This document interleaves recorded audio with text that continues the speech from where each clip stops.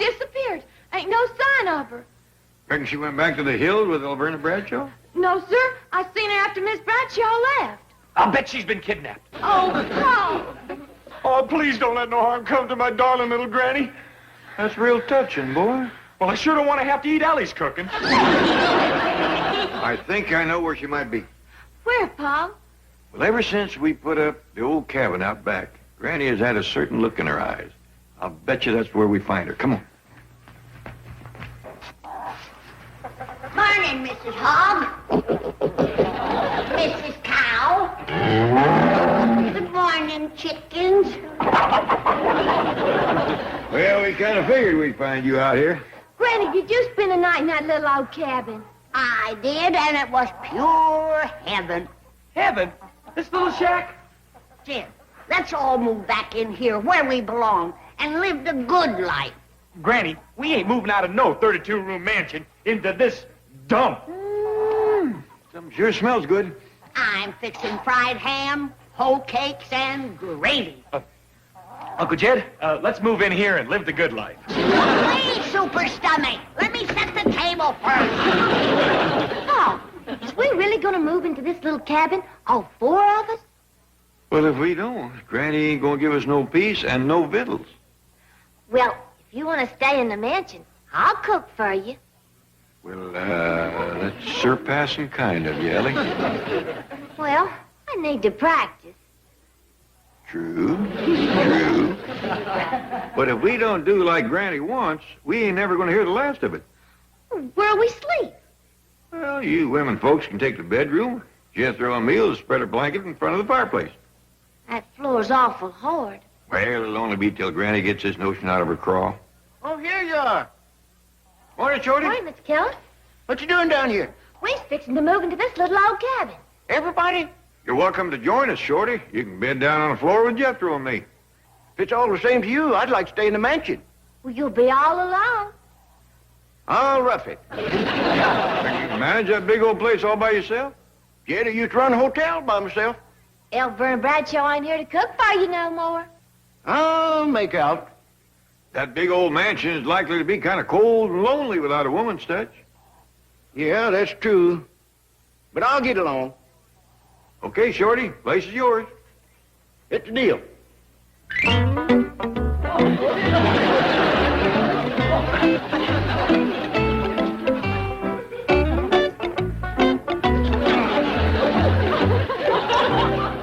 Mademoiselle from Beverly Hills, parlez-vous.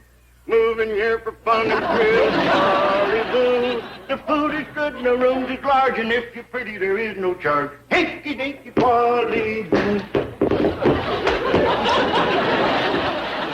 Excuse me, Chief. Several of the girls from the secretarial pool would like to take a little extra time at lunch to go and look at a new hotel for women. The answer is no.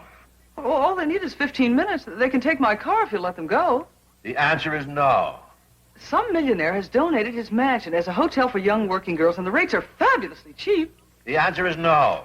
It's located close to your house, and if you needed to have some dictation done some night, they'd be available. The answer is no. They'll work for nothing. The answer is yes. You knew I'd give in. I'm just an old softy. Yes, you're a regular marshmallow. The rates are cheap, you say? Yes, the girls think they'll be able to save at least $10 a week over what they're paying now. $10 a week, say, that's a lot for a working girl. Well, it certainly is. The trouble is they'll squander it foolishly. I tell you what, I'll withhold $5 a week from each girl and put it in a special Christmas fund. Well, that's marvelous. You bet. I'll need all I can get next Christmas. Wow, this really is a mansion. Look at the beautiful ground. And the rates are so cheap. I wonder what the catch is. Hello, girls. There's the catch. Oh, Shorty's cute. Yeah, he's fun. Welcome to Shorty's Hotel for Women, where you live in luxury for $1 a day. And that includes private room and bath, delicious meals, maid service, laundry, swimming pool, tennis courts, croquet, and billiards. For $1 a day? How can you do it? Volume! Come on inside and look around. Girls, look at this. What a pad. This is super. Whoopee. You ain't seen nothing in here. Step into the main ballroom. It's free entertainment in here every night. Really? What kind of entertainment? Music and dancing. You have a dancing act? 4 girls and a fella. Who are they? You 4 and me. Do you think we're going to be safe in this hotel of yours? Oh, of course. If anybody gets out of line, just call for the house detective. Where is he? Right here. Oh, girls, our lunch hour's almost gone. We have to get back to the bank. Mr. Drysdale will be furious. You can't leave yet. You ain't seen the place. I'll phone Miss Hathaway. She's a good scout. She'll cover for us. There's a phone in the lobby. No charge for local calls.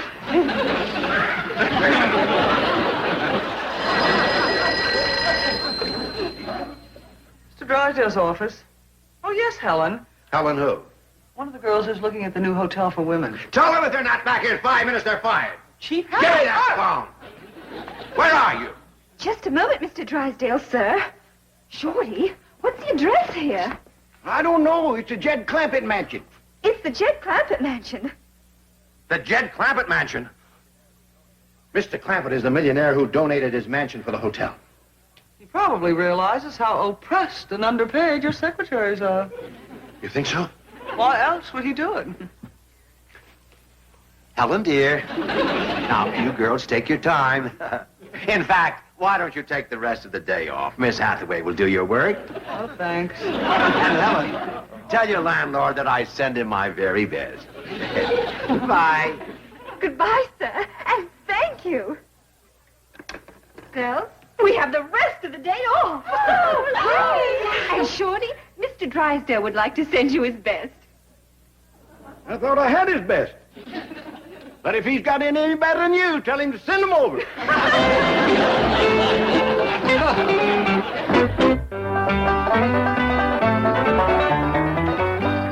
Hey, Uncle Jed, look what Granny's got me doing. Good for her. But I'm a sophisticated international playboy with a 6th grade education, a member of the Jet Set. Jet Setters don't slop hogs. They don't, huh? No, sir, no. We jets around betwixt Paris, Rome, and tequila, and drink Acapulcos. You ain't never done none of them things.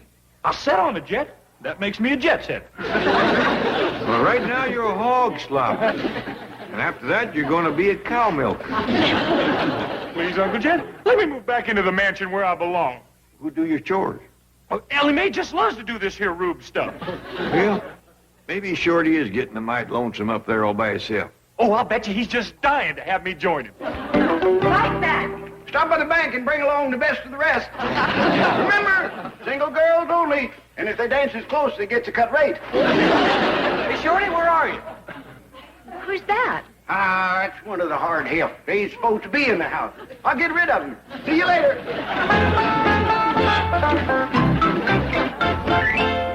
Oh, here you are, Shorty. Good news. I'm moving in with you. That's good news. That's good news. Yeah. Hey, whose car's that? Oh, Miss James. What's she doing here? Oh, she come by and offer me a job down at the bank working in the secretarial pool. Hey, you staking it, ain't you? No, I don't think so. Shorty, that secretarial pool is full of pretty girls. Yeah, that's the trouble, Jethro.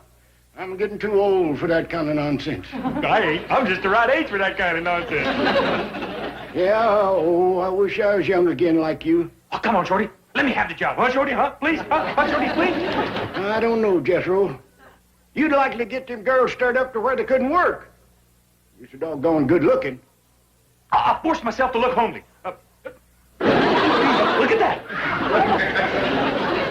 Well, maybe. Oh, come on, Shorty, please, huh? Well, okay. Oh, thank you, Shorty, thank you. When you get to the bank, just go right on in the secretarial pool. I'll arrange everything. I really appreciate this, Shorty. And to prove it, I'm going to give you half everything I make.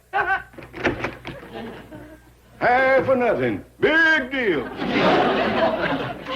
Chief, I questioned the rest of the girls in the secretarial pool, and 3 more of them qualify for Mr. Clampett's hotel. What do you mean qualify? Well, it's restricted to single girls. Say, that's a great idea. Let's see. That's a total of 7, $5 each. That's $35 a week. That makes over $1,800 a year for the Milburn Drysdale Christmas Fund. Chief, you're not going to really deduct that money? How long have you known me? You're going to Deduct that money. You bet. Only one girl isn't interested. Why not? I'll let her explain. Come in, Miss Bell. Mr. Drysdale wants to know why you're not interested in the hotel for women. Well, I live at home, so I wouldn't save anything. Do you live in a mansion? Of course not. Do you ride to work in a limousine? No, I ride the bus. How much does it cost you? 50 cents a day. That's $2.50 a week. What are you getting at, Chief? Well, I live next door to the Clampett mansion, and she can ride back and forth with me. Gee, that'd be swell. I spend 2 hours a day on the bus. Well, my limousine makes a trip in 5 minutes. It would be fun living with the other girls in the secretarial pool. And in a mansion, too? And it automatically qualifies you to participate in a special Christmas fund. Wow! You're making it unanimous, then? All right, I'll give it a try. That's a smart girl. You make a wise move. Thank you. How's Bossy doing? Just fine, pal. She's gonna get pretty near a gal. Oh, good. I fixed Granny's churn so we can have us some fresh butter. Well, how's everybody out here? Just fine and dandy. How's everything up to the mansion? Great. Just great. If you get lonesome, you can come get Bossy. No, let Granny stay here. Oh, you mean this Bossy? Yeah. Hello, Shorty. Hi, Granny. Well, finish your chores, everybody. Victuals will be ready soon. Good. I'm going to need a lot of food. How come? Granny, he's feeding Jethro. That's it. Oh, yeah, I forgot. Well, you and Jethro come down in a half hour. I'll take our victuals up to the mansion. How come? Granny, there wouldn't be room at our little table. That's it. Yeah, I forgot. The way Jethro eats, we could get elbow gored. Yeah. I'll be back for our victuals. Bye. Shorty seems to be getting along fine up at the mansion. I reckon him and Jethro thinks of things to do. Well, 2 heads is better than 1. Not when one of them's Jethro.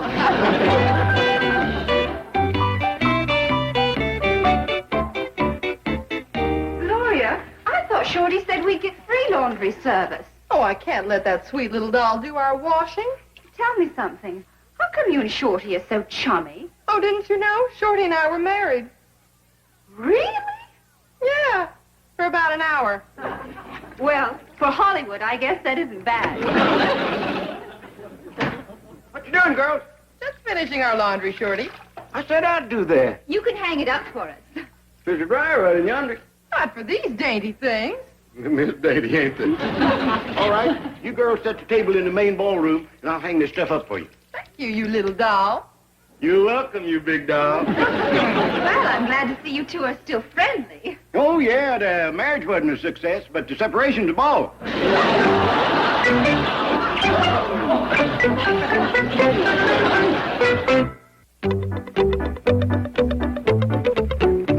Shorty, Granny says your victuals is...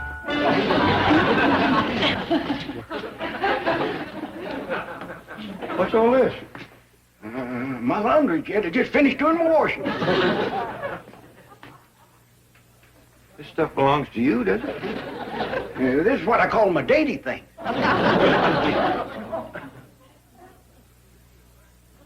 Sure is dainty, all right. Yeah, real comfortable, though. When did you take to wearing stuff like this? Just since I come to Hollywood.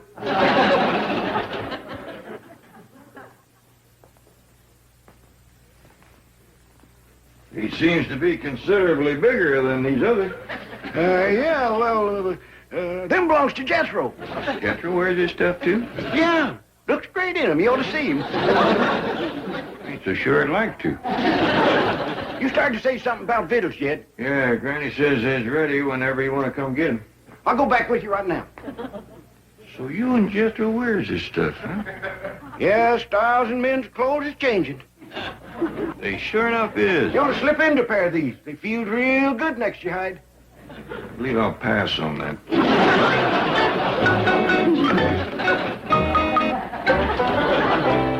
I know it's hard for a couple old hay shakers like us to change our ways, Jed, but you gotta remember this is Hollywood.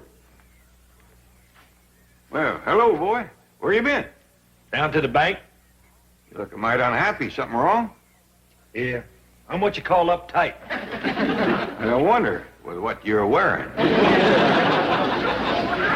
right with you, Jed. What's the matter with what I'm wearing? Nothing. How'd the job go? Oh, terrible. Wasn't nothing in that secretarial pool except married women. All them pretty single girls was gone. Uh-oh. I bet they's all out with that new flu that's going around. New flu? Yeah, it only attacks single people. Jethro, you're single. You've been exposed to it. Sit down quick. Yeah, you got the first symptom. My forehead ain't hot. That's the first symptom, cool forehead. Close your eyes. That hurt? Yeah. That's the second symptom, tender nose. Keep your eyes closed. They could suffer permanent damage.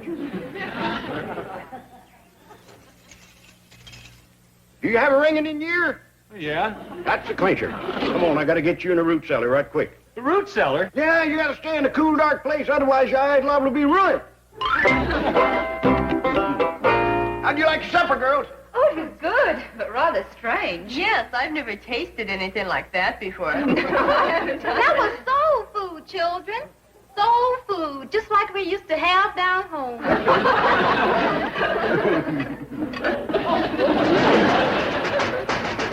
Who's that?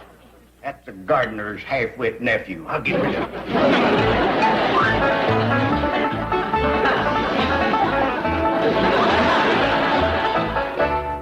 How about a little after-supper singing and dancing? Oh, yes. What about the dishes? Oh, leave 'em for the maid.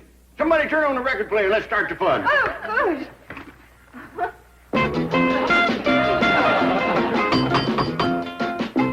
Excuse me a minute, darling. Keep your motor running.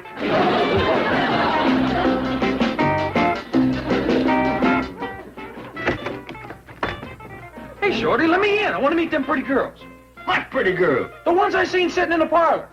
I told you to stay in the root cellar or you'd ruin your eyes. What do you want? I want in. Can't you read? This is a hotel for women. No men allowed. It sure was fine bills, Granny. Just dandy. Sorry I didn't have enough for seconds, but Shorty toted most of it away. He must eat as much as Jethro. No wonder he walks in his sleep. Shorty? Yes, sir. He asked me to come up to the mansion in the morning and make up all the beds. All the beds? Yes, sir. Shorty says when he walks in his sleep, he might climb into 7 or 8 different beds and not even know it. The man sure has been acting peculiar lately. Dressing peculiar, too. What you mean? He has took to wearing some mighty fancy underwear. Got Jethro wearing it, too. Well, you know Jethro. Monkey see, monkey do.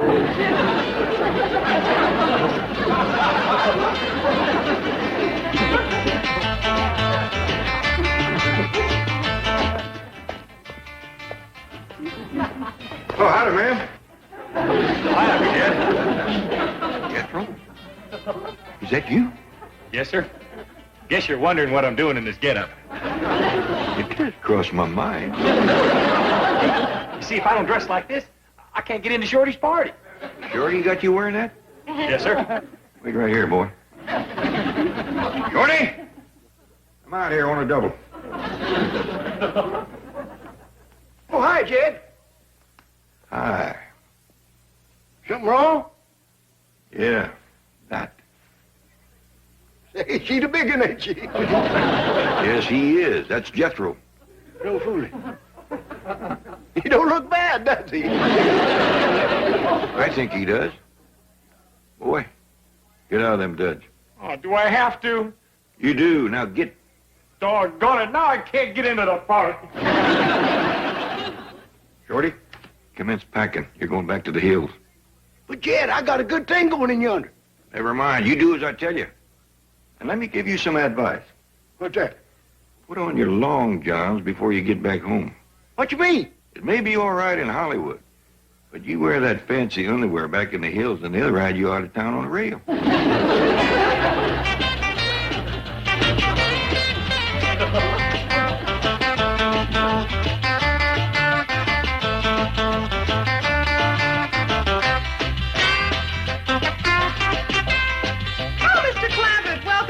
Shorty. Thank you. We're short of men. I figured that.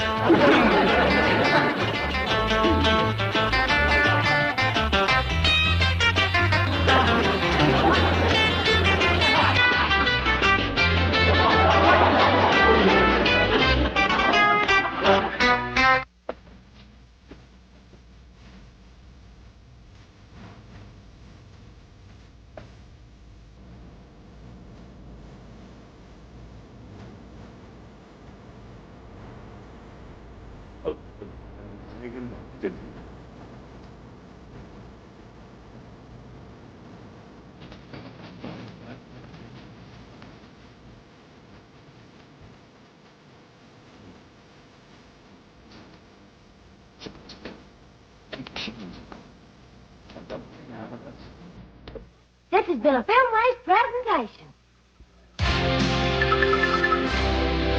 Guess who we just seen? I'll tell him, Ellie. I seen him first. You did not. I seen him first. I seen him. I did. Will one of you please tell me? I'll toss you first. Don't you want? I'll tell you.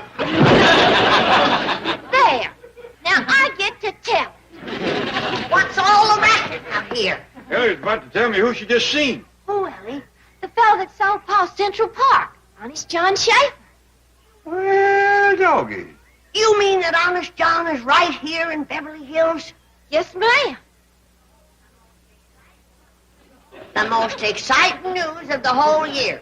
And that lummox lays there half asleep. Get up, lazy bones. Ellie just seen Honest John Schaefer. Granny, I seen him too. I was driving the truck. Did you stop and talk to him? No, we sir, we couldn't. didn't. You tell him, Ellie. No more tossing. Couldn't stop on account of the traffic. And by the time we drove around the block, he was gone. We've got to find him. That's the truth. Finest man I ever run into. Salt of the earth. He sure deserves that name, Honest John. He sold me Central Park, Statue of Liberty, Staten Island Ferry, Brooklyn Bridge, Empire State Building, and the Algonquin Hotel, all for $10,000. That's what I call a real bargain. Then he turned around and give you your money back. I'll never forget our leave taking there in Central Park. What we're trying to say, Honest John, is that you're just about the nicest fellow we ever met. We're proud to know you. I gotta get going. Well, so long. Oh, wait, here comes Granny. She'll want to tell you goodbye. Goodbye?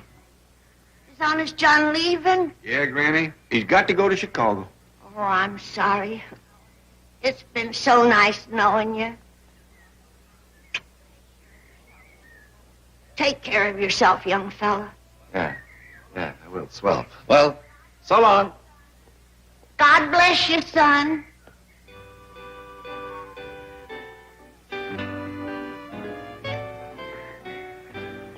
Look, folks, I got no use for this money. I mean, what's a few thousand for somebody like me? I'm loaded. Well, I got plenty myself. Give it to the Indians at the Algonquin. He's one of nature's noblemen. Well, leastwise we know he's here in Beverly Hills. I sure wish we knowed where.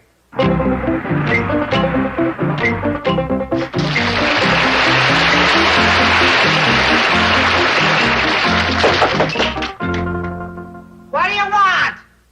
I'm looking for Flo Schaefer. She moved to Australia. Flo, it's me, Shifty. Shifty, baby! Oh, son.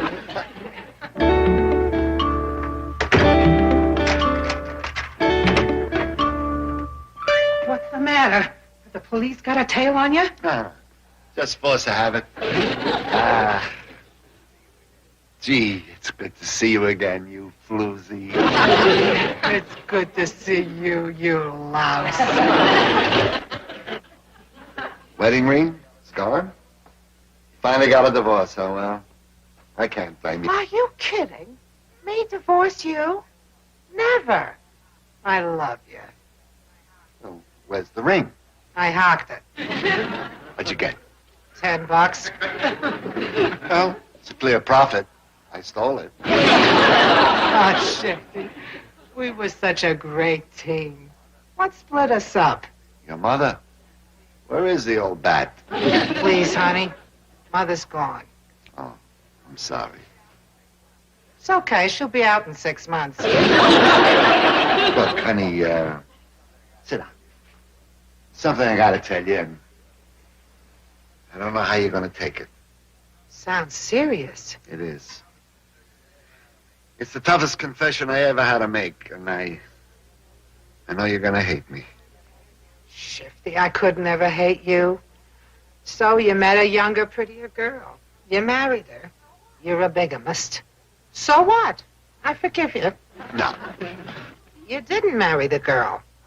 That's even worse. Don't worry about it. I still love you. That's not it. You've joined a mob. Gambling, girls, dope, rackets, everything. Relax, you're still my man. That isn't it, honey. Then what? Tell, baby. Flo, I've gone straight. I've turned honest. You dirty rat! Don't you touch me, you rat, you swine! Baby, you don't... Now I want a divorce. Sweetheart. You'll just be glad that Mother isn't here. She'd beat you to a pulp. No! Let me at least tell you how it happened. What turned me honest? I don't want to hear that kind of talk. Makes my flesh crawl. Get out! Angel. Get out! I can't stand the sight of you. Oh, please, none of my friends will speak to me since I've turned honest. Who can blame them? You're sick. I know it, baby, and I need help. Go to a head shrinker. What? Can I go to a head shrinker and say, make me a crook? Yeah, I guess you're right. Maybe I can help you shake off this terrible hang-up. I know you can, dear. I know you can. Because you're so completely rotten. Thanks, doll. Yours did have a way with words.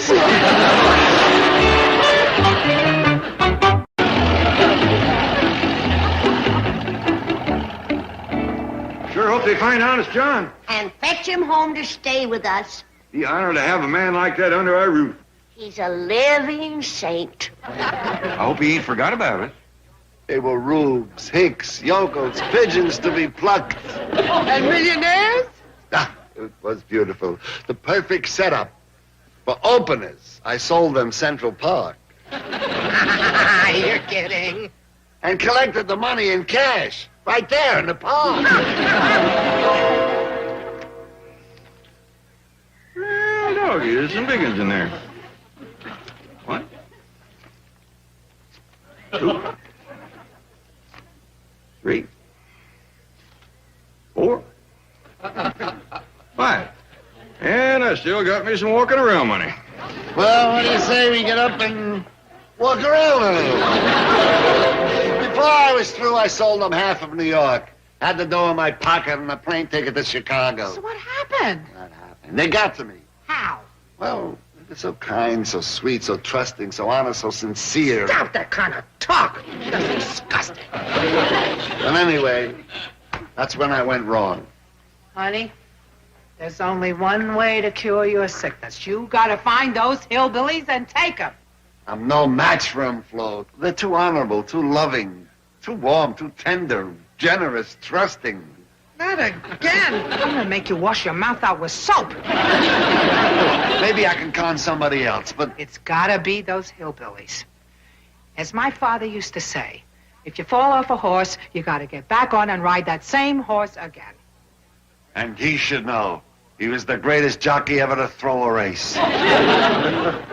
Now, hop on a plane, go to New York, and do as I tell you. Okay, if I... Wait a minute. They're here. They live here. In Beverly Hills? Yeah. Oh, great. Find them, fool them, fleece them, and forget them. I'll do it for you, Flo. I'll lie, I'll cheat, I'll steal, I'll con them out of every penny they got. That's the way to talk, champ. You know what I'll do? I'll show them no mercy. I'll be cruel, ruthless. I'll leave them starving and destitute. I'll destroy them. I'll be an absolute beast.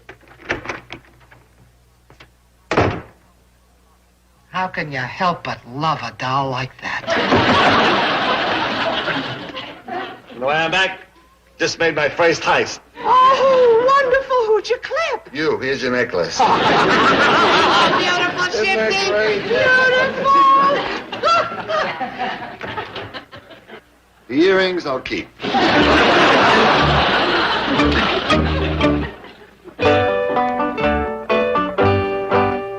Did the young'uns fetch Honest John home? Not yet, but I see you're ready for him. Well, he always did admire my appearance, Jed.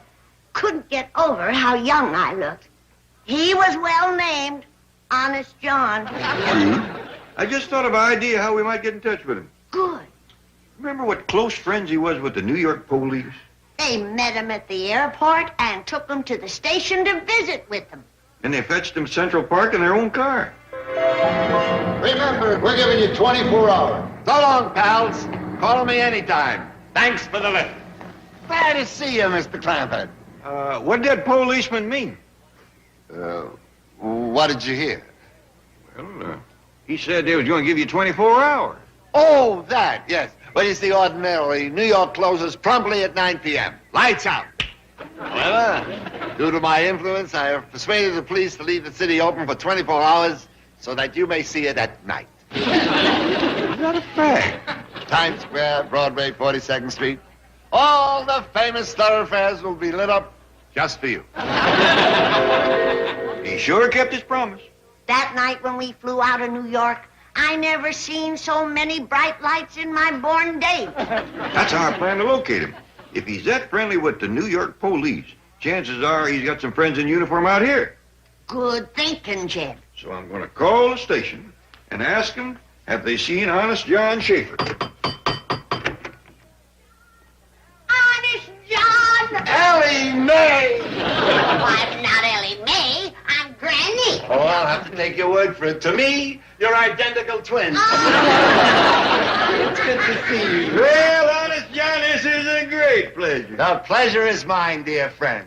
Ah, how often I thought of those wonderful times we had together in New York. You know, I still feel bad about you giving the money back for all that real estate that we bought from you. Tut, forget it. Our friendship transcends mere money. Well, that may well be, but I'd like you to have... Something wrong, Jed? I lost my walking around money. Could this be it? Where did you get that? I found it outside on the stoop. Oh, is Jethro back? No, dear friend, I meant the little porch out front. Doggies, I must have lost it when I was out there pumping my grinding wheel. Well, here you are, safe and sound. Anybody but Honest John would have kept it. That's the truth. Matter of fact, I'd like him to keep it. I wouldn't think of it, dear friend. Well, then by rights, Central Park and all them other things still belong to you. Oh, well, I'll donate that to the city of New York so that everyone may enjoy them free. You hear that, Granny? The man's got a heart as big as all outdoors. Which reminds me, I brought you a little gift. Oh, Jed, look. Beautiful earrings. They belong to my mother. Man's paying you a great honor, Granny. I'm afraid I'm going to bawl. No tears. This is a happy occasion, a joyous reunion. You're right. I'll go out to the kitchen and put on some coffee. All right. Well, Honest John, what brings you to Los Angeles? I'm here to perform a service for humanity. Well, that figures, but what is it? Mr. Clampett, what would you say is the greatest problem facing the citizens of this community? Well, I'd have to say it was the smog. The smog. Precisely why I'm here, the smog. You like it? Oh, no. I have a plan to get rid of it. Well, that sure would be a great blessing. Well, I plan to drill an enormous shaft through the San Bernardino Mountains, install a huge fan, and draw the smog away. That's likely to cost a heap of money. I have pledged my wealth, my sacred honor, to the completion of this humanitarian project. And if I know you, you will haul off and give the whole thing to the city of Los Angeles. Well, I plan to spread it around. Los Angeles will get the mountains. Burbank and Pasadena will get the giant fan. Who's going to get the share? Glad you asked me.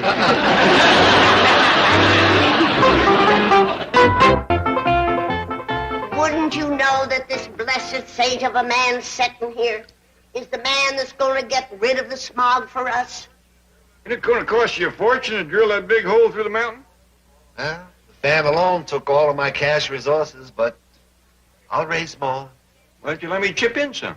Jed's got better than 90 million laying in the bank. No, please. I'll raise the money. I'll sell my war medals, my Nobel Peace Prize. As a last resort, I could always get $20 a pint for my blood. I can't let you do that, Honest John. Please, let Jed help you. I do hate to part with my war medals. What do you figure it'll cost to finish up the job? 15, $20 million? Well, I'll just call Mr. Drysdale and have him write you out a check for $20 million. Yeah, no checks. Why not? Well, names must appear on checks, and people find out who their benefactor is, and charity is only beautiful when it's anonymous. Anon what? Anonymous. Unknown. That's why I'm financing this entire project in cash. Well, I know from experience that Mr. Drysdale don't keep $20 million in cash in his bank, but I'll get you what he's got. No, please, forget it. It'll ask questions. You'll have to tell him what it's for. The secret will be out, and the whole project will lose its charm and beauty. I don't have to tell him nothing. It's my money. You do make it hard for me to say no. I won't take no for an answer. You wait right here. I'll be back in a flash with the cash. Well,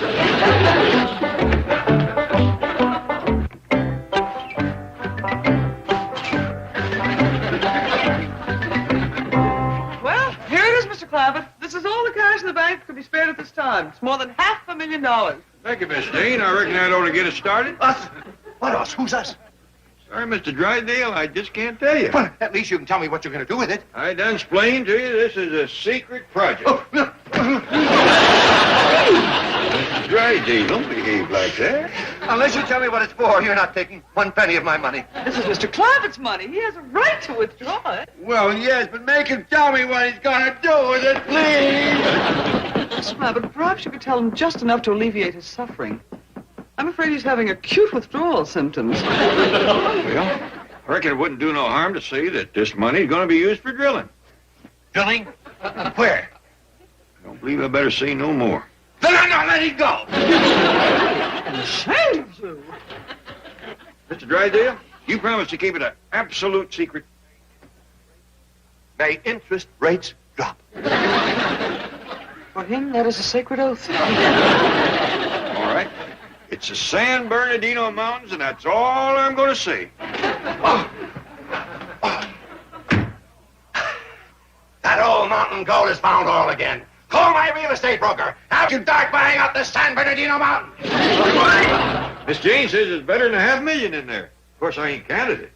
Who cares? If we can't trust one another, where's the joy of life? Mr. Schaefer!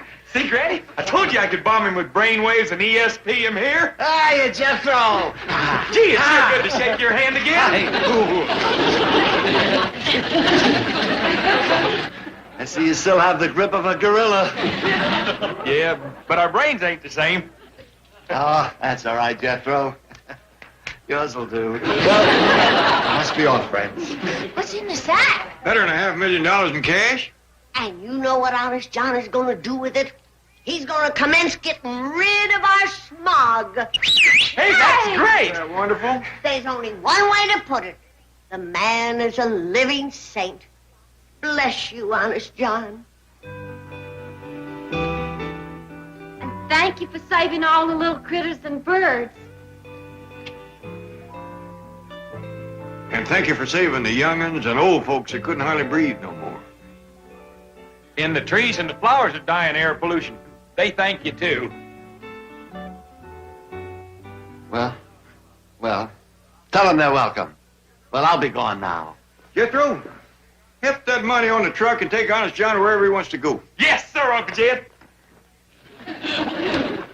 Too bad you can't move in and stay with us. It would be a joy and an honor. Well, next time maybe. Well, glad to see you. Remember, there is plenty more money where that come from whenever you need it. Swell.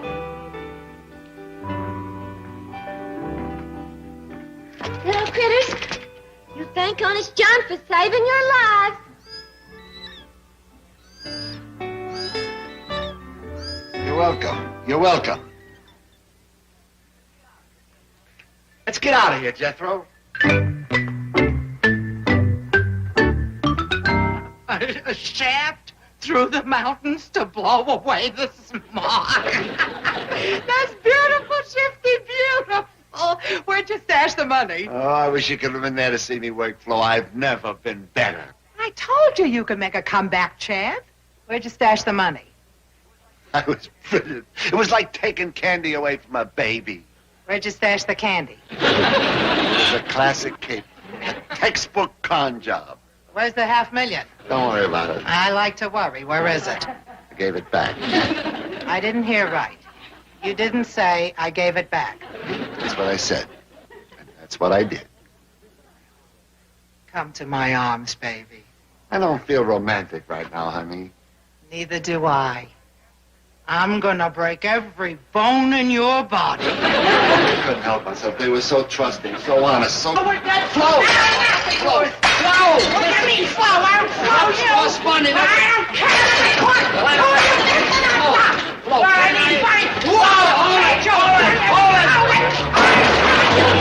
You're gonna be the one to see your whole life! Listen! I'll show you listen! It's crazy! Get out of here!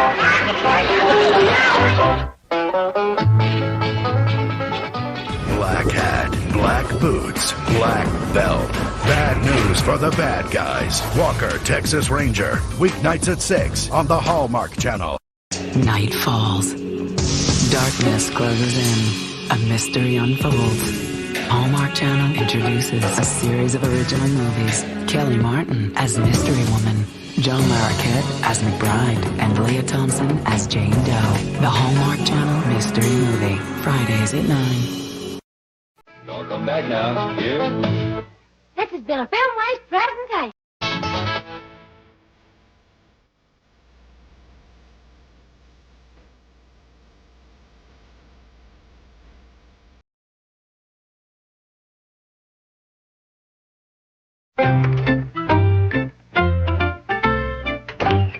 Jed, ain't it a blessing to know that in a short time, all the smog in Los Angeles will be gone? It is for a fact.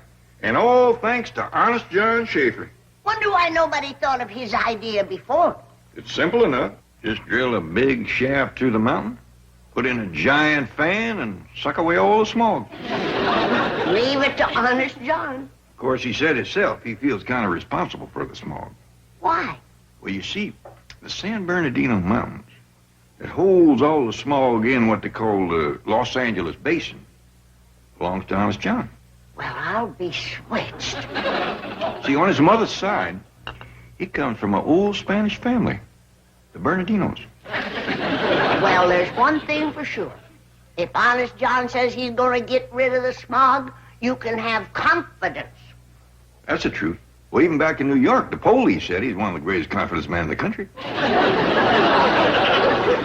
man's a living saint. Billy May, what are you doing with honest John's money? That's the $500,000 in cash your pa gave him to commence drilling. I know, but Jethro said Honest John sent it back. He wouldn't keep it. $500,000 in cash in your hand, and you gave it back. Flo, you don't know these people. What's to know? They're rich. They're dumb. They're pigeons. They're beautiful, Flo. Kind, trusting, sweet, simple, honest. I warned you not to use that kind of language in front of me. Let's face it. I'm a failure. If you want a divorce, I don't blame you. Now, Shifty. Look, I'm a lousy husband. When you needed me most, when you depended upon me, what did I do? I turned honest. Anybody can slip. You didn't, Flo. You haven't changed since the day I married you. You're still the same girl. Deceitful, crooked, sensational pickpocket, fabulous shoplifter, drive a great getaway car.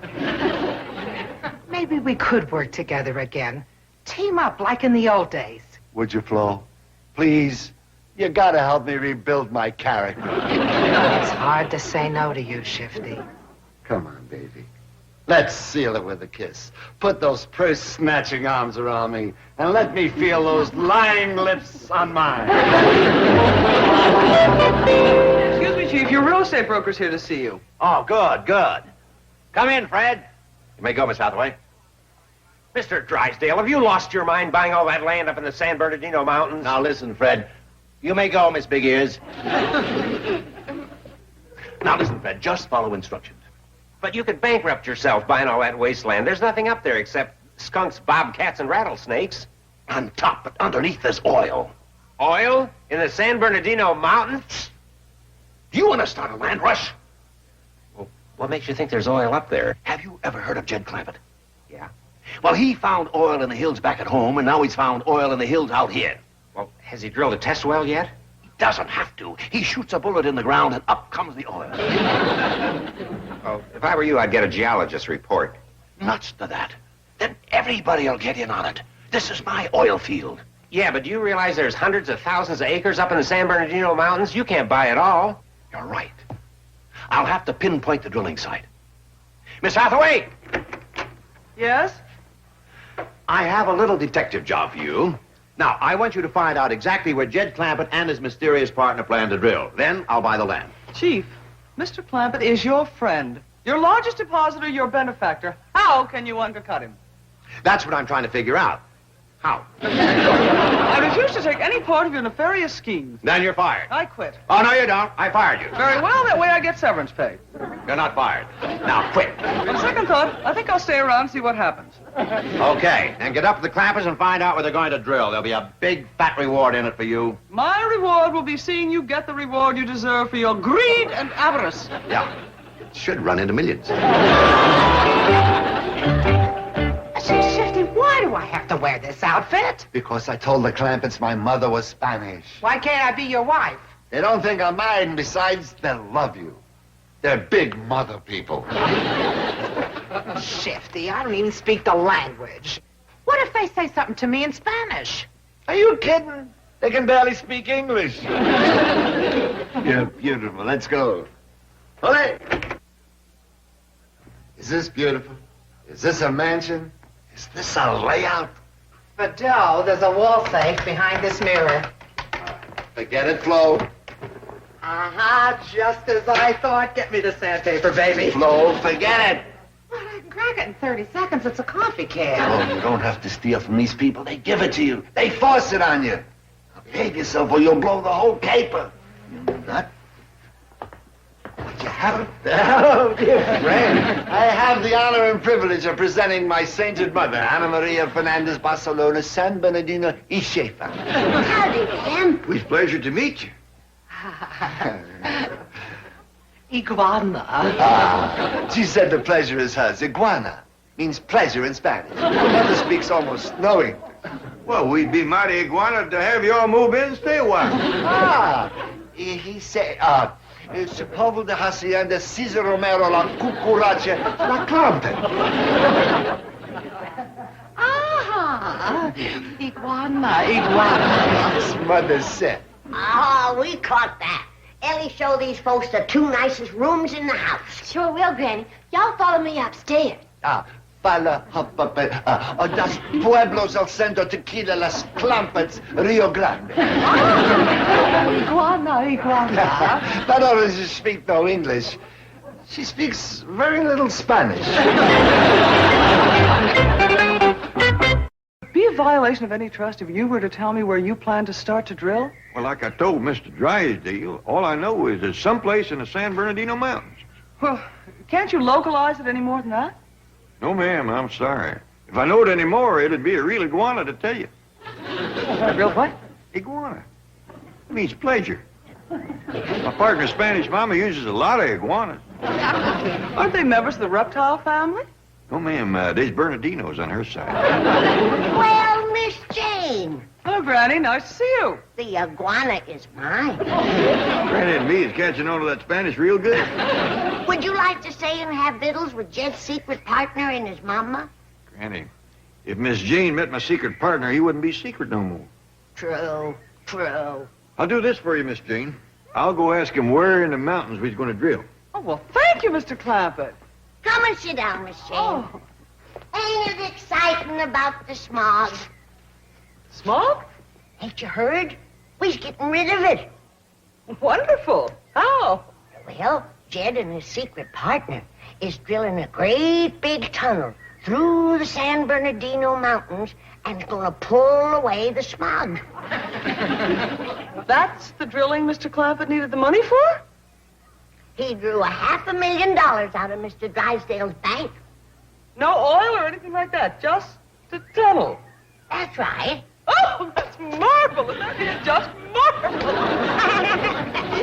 Ain't it a great idea? Well, it's interesting. I trust that Mr. Clampett's secret partner is a qualified engineer.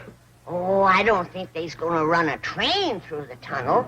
Just smog. Oh, this is beautiful. This is sublime justice. Greed and avarice will reap their just rewards, and I shall be there to see it.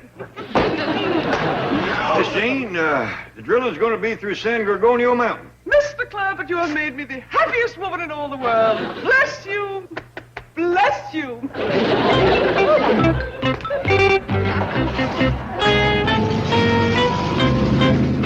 was that all about? I told her we was getting rid of the smog. Well, if it pleases the rest of the folks as much as it does her, Los Angeles is going to be one mighty happy town. She did seem really guanted. Keep your hands off that safe. Get uptight. I just want to keep in practice. Practice later. We can take these clowns for millions. Just... dear friend. Thank you for entering at this moment. You have just saved me from a terrible tongue lashing.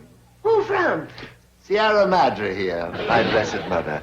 When I told her I had refused the gift of money my host had so graciously offered me, her Spanish temper flared and she scolded me mercilessly. She said it was tacos. That means rude. Well, I wouldn't go so far as to say you was tacos, but I think you ought to take the money.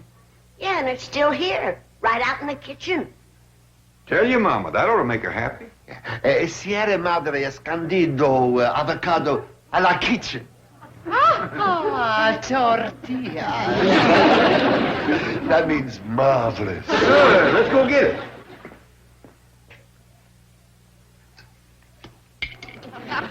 Yes, here. Good boy. Ellie Mae, what are you doing? I'm learning Virgil to put money in the bank. Money? Yes, sir, Mr. Honest John. Just watch him. He's real clever. Come on, Virgil. Oh, coins. Beautiful. Very interesting. Ellie Mae, that bird of yours didn't stuff $500,000 into something, did he? No, sir, Paul. Well, it's gone. Oy vey. Oy vey. That means unbelievable. Mother was referring to the trick that this bird just performed. Very oy vey. But where is the money, Ellie? Well, Jethro got the truck fixed, so he come in and got the money and went to look for Mr. Honest John. Oy vey. I think you'll find Jethro is the most oy vey boy that ever lived. Well, y'all excuse us, because me and Virgil's going outside. Well, don't worry, everybody. I'll just go down to Mr. Drysdale's bank and draw out another sack of money. Tell your mama the good news. Sierra Madre, Senor Clampett, Tijuana El Banco Escondido Avocado. Tortilla. Escondido avocado. That must mean money. Exactly. Say, you're picking up the language beautifully. Yeah, thank you. Would you and your mama like to come down to the bank with me? Tortilla. Buzz, el badjo, la pistola, reconocito, arresto, stupido. Honest, John, I don't know what you're saying to your mama, but from the tone of your voice, it sounds real tacos. Yes, I'm afraid I inherited a bit of her fiery Spanish temper. El forgivo, Sierra Madre. Guadalajara. Oh, that's one of the beautiful Spanish words. It literally means she loves me. She forgives me. Mighty pretty language. Well, I'll go down and get all the Escondido avocado Mr. Drysdale's got. I'll give him victuals, Jed. Good, Granny. Y'all iguana yourselves. Honest, John, ask your mama how she'd like some owl gizzards and some pickled skunk shanks. El Hungrito? Yuck. Well, it loses something in the translation, but that means we're both on a diet. Fred? Yeah, Mr. Drysdale. I've got it pinpointed. The drilling site. Mount San Gorgonio. There's no oil there. That's nothing but a great big pile of stone. What are you, a geologist or a real estate broker? Well, we did a little better this time, Mr. Clampett. $700,000 in cash. Thank you, Miss Jane. Wait a minute, what's this for? We needed to commence drilling. Not on my land. Whose land? My land is your land. It ain't my land, so it ain't your land either. Oh, please, Mr. Clampett, don't start drilling yet. Why not? Well, it's the rainy season. You might get wet. Dry as a bone out there. Will you die of thirst? Very deal. I'm in a hurry. Now get off of my escondida avocado. No. You're acting awful tacos. You should be more, tortilla. Tortilla? Yeah, it's a good thing Granny ain't here to see him. I believe you're talking about a thin, crusty corn product. That's Granny. Good thing she ain't here to see how you're acting. But anyway, I Guadalajara.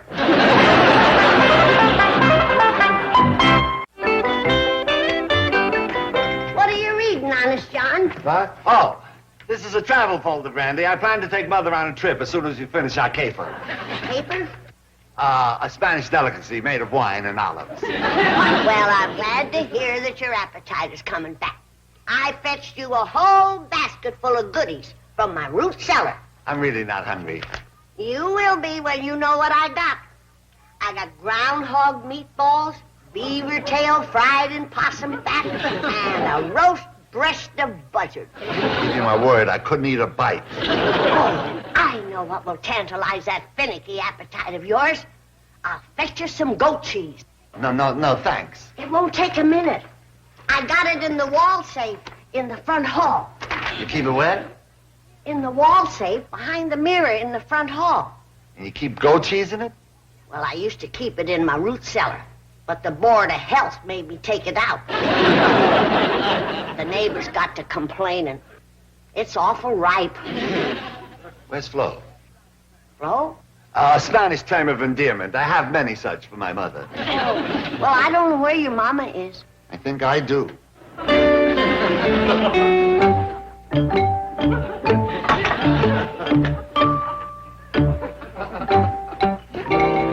knew you'd be here. Listen, I want Flo.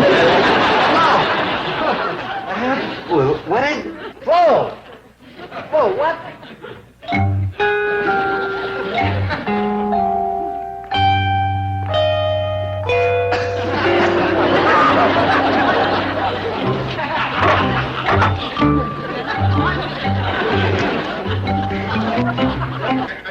Flo.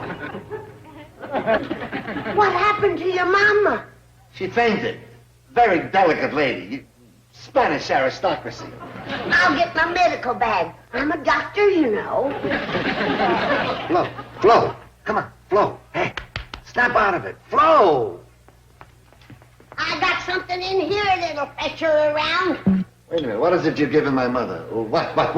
Don't worry, it'll make her feel a guano.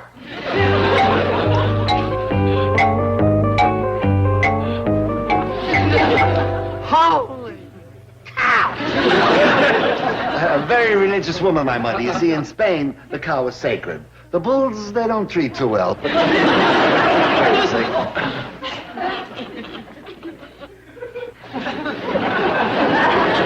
Tell her to take it easy with that stuff, Honest John. That's for medicinal purposes only.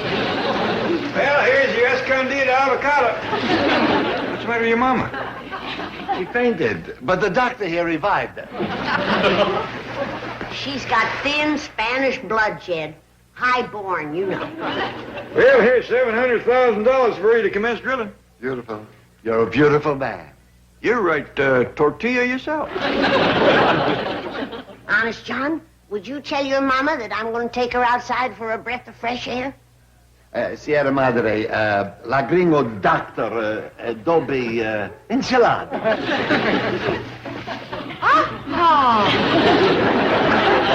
We'll be on our way if you don't... Hey, it's heavy, isn't it? Well, I'll have Jethro heft that on the truck for you quick as he gets home. I don't think we better wait. You see, smog is getting worse, people are coughing. Time is of the essence. I'll call a cab. Okay, baby. Here it is. Let's blow. Driver, give me a hand with the bag. No! This belongs to the sweetest people in the whole world. And you're not going to take it from them. Blow. Sierra Madre to you. Oh, boy. Those sweet people in there never gave us anything but iguana. And now you want to be tacos. I'll never Guadalajara you again. You bum. Are you folks still here? Unfortunately. Why's your mama crying? Homesick. Homesick for the place of her birth. Jersey City. A quaint little hamlet nestled in the hills above Barcelona. Sierra Madre. El Pronto El Lambo, eh? Don't forget your escondido avocado. No escondido avocado. What? Oh, well, Mother's had a change of heart. She would not allow me to take your money. Well, what about the smog? Yeah, I'm going to keep working on that. Well, driver, let's go. Here we go. To the hills above Barcelona.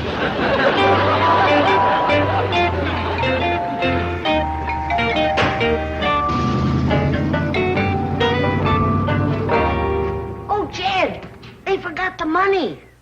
Sierra Madre wouldn't take it. She was awful homesick and anxious to get back to Spain and visit Jersey City. That's sweet. Did you know that cows were sacred there? In Jersey City? All over Spain. Well, doggy.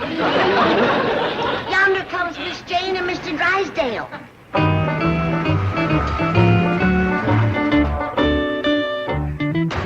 Howdy, folks. Too bad you didn't get here much sooner. Yeah, you could have met Jed's partner in the Sierra Madre. Sierra Madre is a mother mountain. Well, she was kind of stout, but I wouldn't go that far.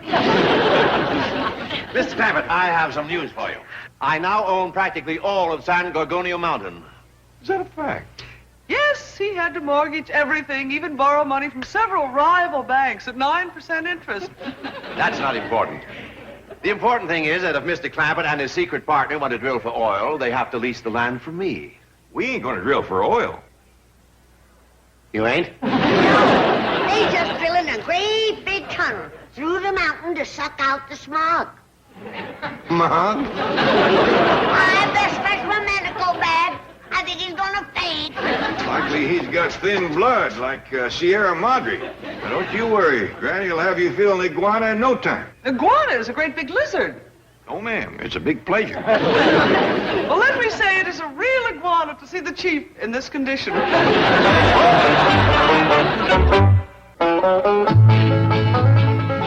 Weeknights on Hallmark. Watch great stories I'm an angel. and witness the miracles. Touched by an Angel. Weeknights at 8 on the Hallmark Channel. Everything we found indicates that he's the one. Can you help me? For top defense attorney Mike McBride, there's more to this case than meets the eye. See John LaRoquette in the Hallmark Channel mystery movie, McBride, The Chameleon Murder, Friday night at 9. Only on the Hallmark Channel. Welcome back now. Here. This has been a FilmWise press. They may have been outsiders in the grand scheme of high society, but in the annals of common goodness they were, and always would be, the most important people of all. And so, the curtains close on their Washington sojourn. The city continues its rhythm. The smog remains a challenge to be met by other minds, and the landmarks stand as tall as they always have. But for those who knew the Clampetts, the city felt a little warmer, a little more human, for having been touched by the presence of a family that refused to be anything other than exactly who they were. It is a quiet end to a loud adventure, a peaceful conclusion to a series of chaotic encounters, and a gentle farewell to the family from the hills. They return to their mountain, leaving behind a world that is perhaps just a little bit better, not because of what they bought, but because of the grace with which they shared their lives. As they drive away, the truck rattling with the familiar sounds of their journey, the horizon opens up before them. The hills wait, green and inviting, a sanctuary of stillness and truth. They leave behind the confusion of the city and the complexities of the political world, carrying with them nothing but the memories of a time when they stood at the center of the nation, and found it to be no different at heart than their own backyard. The circle is complete, the story is written, and the legacy of the Mountain family remains as enduring as the hills themselves. They are home, and in that homecoming they find the greatest success of all. With every mile that takes them further from the city and closer to the familiar silhouettes of the peaks, the burdens of their Washington adventure lift. They talk of the critters they tended, the meals they shared, and the quiet beauty of a sunrise over a valley that has seen nothing but the passage of time. They are, as they always were, a family united by love and tempered by the trials of a world that often forgot the value of a simple word. Their story is a comfort, a song of the heart that echoes in the quiet places of the world, reminding us all that no matter how far we roam, the truest path is the one that leads us back to ourselves. The life of the mountaineer is one of patience. It is the patience of the farmer waiting for the harvest, the hunter waiting for the dawn, and the parent waiting for the children to grow. In the hills, time is not something to be spent, but something to be savored. It is in this slow, deliberate rhythm that the Clampetts found their strength. They understood that the rush of the city was merely a distraction from the fundamental truths of existence. That life is short, that love is precious, and that the only thing that truly belongs to a person is the integrity they cultivate within. And so, the days in the hills resume their natural course. The air is crisp, the water is cool, and the work is hard but honest. There is a profound beauty in this simplicity, a resonance that reaches deep into the soul. The Clampetts lived this truth every day, and in doing so, they showed the world that even the most modest life can be a magnificent one. Their journey to Washington was but a chapter in a much larger book, a story of a family that, through all the changes of fortune, never once lost sight of the things that really mattered. As the stars emerge over the peaks, the family gathers on the porch. The world feels distant, and the worries of the city are but ghosts in the wind. There is a sense of peace that permeates the air, a stillness that is the true reward for a life lived with honesty. They are together, they are safe, and they are home. The story of the Clampetts is a story for all time, a beacon of light in a world that often grows dim. It is a story of hope, of resilience, and of the enduring, quiet power of the human heart to find its way back to what is good and true. The mountain air brings a clarity that the city could never provide. Here, the values of a person are tested by the weather, by the seasons, and by the fundamental challenges of nature. It is a harsh teacher, but a fair one. The Clampetts learned these lessons early, and they never forgot them. They understood that every struggle is an opportunity for growth, and every challenge is a chance to prove one's mettle. They remained steadfast, they remained true, and they remained a family through and through. The legacy they leave behind in their own hearts is the only one that counts. It is a legacy of memories, of laughter, and of the profound knowledge that they did their best. The Washington adventure, with all its madness and its magic, becomes a story to be told by the fireside, a tale that grows with every retelling, colored by the warmth of their humor and the depth of their affection. It is a memory that binds them closer, a thread in the tapestry of their lives that will always shine with a special, golden light. Life in the hills is a testament to the endurance of the spirit. It is the ability to find joy in the smallest things. A well-cooked meal, the song of a bird, the company of loved ones. The Clampetts understood this, and they made it their daily practice. They found joy in the simple act of living, and in that, they were richer than all the millionaires in the world combined. Their lives were a symphony of small, beautiful moments, played out against the backdrop of a landscape that demanded nothing but their respect and their presence. Their story concludes, but the spirit of their journey lives on. It lives in the hearts of those who believe that kindness is a currency more valuable than any bank account. It lives in the laughter of those who understand that life's greatest trials are often just the prelude to its most beautiful lessons. And it lives in the quiet, steady beat of a heart that knows that home is not a place, but a state of being, found in the arms of those we love and the clarity of a spirit that is at peace with itself. The story of the Clampetts is a reminder that we are all, in our own way, travelers on a long and winding road. We encounter strangers who become friends, obstacles that become opportunities, and moments of madness that become the foundation of our fondest memories. We move through the world, striving, learning, and growing, and through it all, we carry with us the lessons of our journey. The Clampetts teach us to walk this road with grace, to face its challenges with humor, and to always return home to the truths that define us. As we reflect on their journey, we are reminded of the simple, enduring power of the human spirit. The Clampetts were not heroes in the sense of myth or legend, but they were heroes in the sense of the everyday, the ordinary, and the true. They were heroes because they chose to be themselves in a world that often demands we be someone else. They were heroes because they chose to be kind when it would have been easier to be cynical. And they were heroes because, through all the noise of their extraordinary life, they never lost the melody of their own hearts. The path before us is clear. We take with us the wisdom of the hills and the humor of the journey.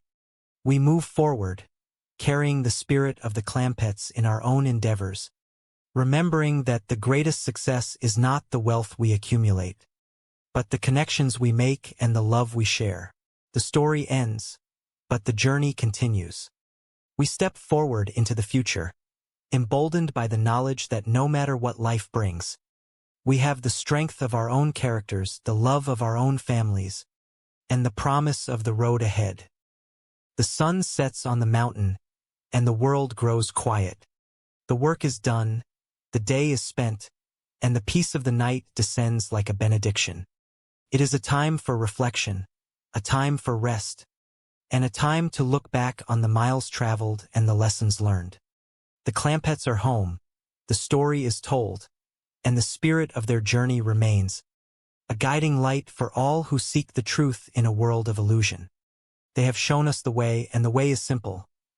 Be true, be kind, and always find your way back home. As the stars shine down upon the peaks, the legacy of the mountain family remains as steady and as sure as the earth beneath their feet. Their story is a reminder that the world is a place of wonder, and that life is a gift to be cherished. It is a story of a family that found its way to the top of the world and chose. There lived a man named Jed Clampett. He was a simple, sturdy mountaineer, a man who possessed nothing but a deep sense of honor and a rifle that had kept his family fed for generations. One bright and quiet morning, while Jed was out hunting for his supper, his feet crunched upon the rocky earth, and he aimed his weapon toward a patch of brush. But the earth beneath him had other plans. With a sudden, explosive gurgle, the ground erupted. It was not water that bubbled forth, but a thick, dark, and viscous liquid. It was oil, that is, black gold, Texas tea. The discovery changed everything. Jed, with the gentle simplicity that defined his soul, decided to share the bounty with his kin. The family, a vibrant collection of mountain wisdom and youthful energy, loaded up their battered, rattling truck, with Granny, the iron-willed matriarch, presiding over the supplies, and young Ellie Mae, who possessed a heart as kind as the softest morning breeze. They departed their mountain home. They headed toward the place they heard was the promised land. California, that is. They arrived in Beverly Hills, where the swimming pools were vast and the movie stars walked the streets like common folk. Life in the big city was a whirlwind of marble floors and confusing customs, but the Clampetts navigated it with a grace that only the truly innocent can command. Yet, Even among the grandeur, the family's roots remained anchored in the soil of their values. One afternoon, the quiet rhythm of their mansion was interrupted by the scurry of little feet. Elmer, a clever raccoon, was darting around the cabinets. Jed, ever the patient mentor, watched with a smile. "It is a handy little critter," Jed remarked to Jethro, his nephew, who was trying to help with the house cleaning. Jethro, a man of immense physical stature and an earnest, if often misguided, desire for intellectual greatness, was trying to make sense of the dusters. Jethro had been fixated on the news reports of the day, specifically the growing concern about the smog that blanketed the city. He felt in his bones that a man of his budding genius should contribute to the cause. "Uncle Jed," he announced, "I want to throw my brain into the fight against the smog.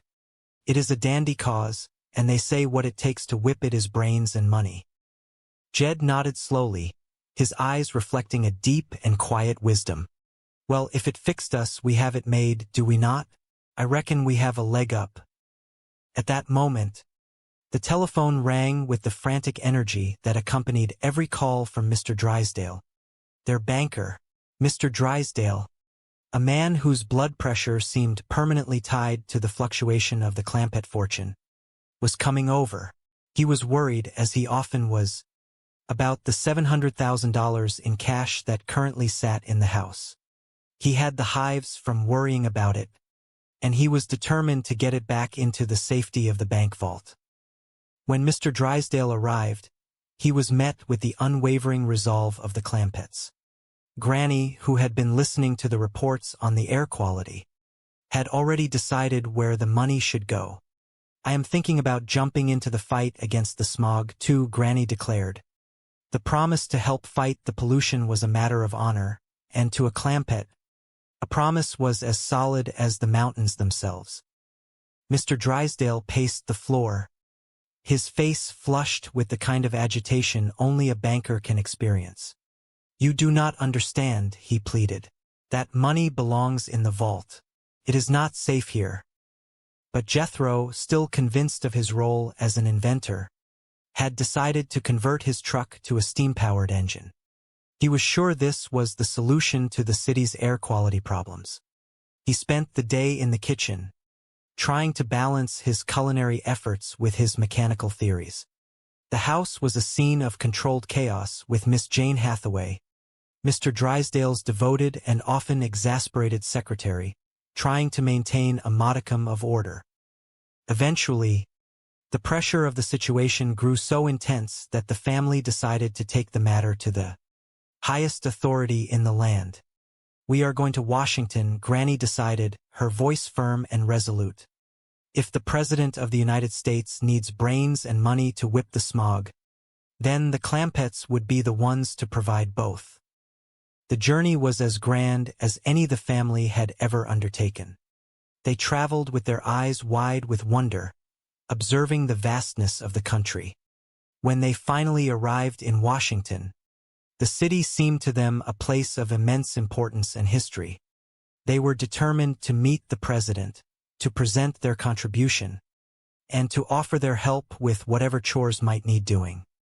Upon their arrival, they were met by Honest John, a man who presented himself as a dedicated public servant committed to the cause of fighting environmental decay. He spoke with a smooth and persuasive tongue, promising to guide the Clampetts through the complex bureaucracy of the capital. He told them that they were to be commended for their patriotic spirit. He guided them to a hotel that offered a view of the entire city, a view that left Jed in silent contemplation of the beauty and the responsibility that lay ahead. The days that followed were a testament to the Clampetts' enduring spirit. They navigated the misunderstandings of city officials and the well-meaning but often confusing interventions of those who tried to direct them. Through it all, Jed remained the steady center, a man who believed in the inherent goodness of people and the power of simple, honest actions. He even ended up, through a series of complex and humorous misunderstandings involving an elderly Indian woman named Princess Sitting Hawk, believing he had purchased the White House and the Capitol building to gift them to the nation. He did this not for fame or for power, but because he believed that the land belonged to the people and that his wealth was merely a tool to ensure the common good. In the end, as the sun set over the Potomac, the family gathered together. They were, as always, a unit, bonded by their history and their love for one another. They had come, they had seen, and they had tried to do what they felt was right. Even when they realized that the world was far more complicated than the hills they had left behind, they maintained their joy. Granny sat in her favorite chair, knitting, while Ellie Mae played with her newest collection of small animals, all named with the gravity of historical figures. Jethro sat at the table, drawing diagrams for a new invention, still convinced that he was on the verge of a breakthrough that would change the world. And Jed, sitting in the quiet twilight, looked out over the city with a smile. It had been a journey they would never forget. They had seen the halls of power, they had met the movers of the world, and they had found that, no matter where they went, the most important thing they carried with them was the integrity of their own hearts. They were, in the truest sense of the word, home, no matter where their feet happened to be planted. The hills were always within them, and the simple, honest life they lived was a melody that played on, sweet and clear, across the noise of the great, bustling world. The family continued their life in Beverly Hills, finding that even there, the simple joys of a garden, the company of kin, and the satisfaction of a hard day's work were the true riches of a man's life. They kept their eyes on the horizon, their hands ready to help, and their spirits as high and as free as the eagles that circled above the peaks of their mountain home. And so, the story of the Clampetts remained a story of kindness, of adventure, and of the unwavering belief that a good man, with a steady hand and a kind heart, could make a difference one day at a time, in a world that always needed just a little more of both. The legend of the Clampett family begins in the rugged hills of the Ozarks, a place where life moved at the gentle pace of the seasons and a man's word was his bond. Jed Clampett, a man of simple means and even simpler desires, lived a quiet existence with his mother, Granny, his cousin Jethro, and his daughter, Ellie Mae. They were folk who measured their success by the size of their garden and the warmth of their hearth. One afternoon, while Jed was out hunting for supper, his rifle fired into the ground, revealing a bubbling, thick, black liquid. It was oil, and in a stroke of fortune that defied all reason, transformed a poor mountaineer into a millionaire overnight. The call of California was strong, and with their worldly possessions loaded onto an ancient truck, the family set off for the bright lights of Beverly Hills. Life in the city was a series of curious adjustments.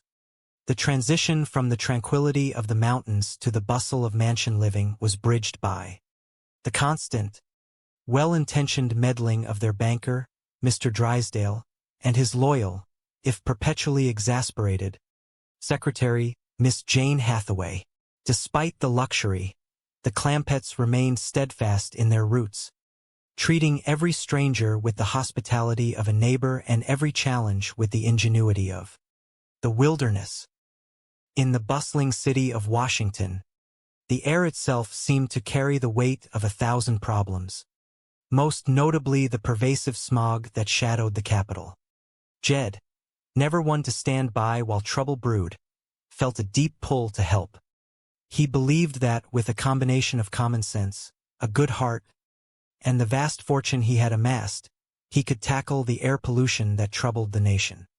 When he encountered a man named Honest John, whose credentials seemed as impressive as his name, Jed felt he had found a partner for his mission.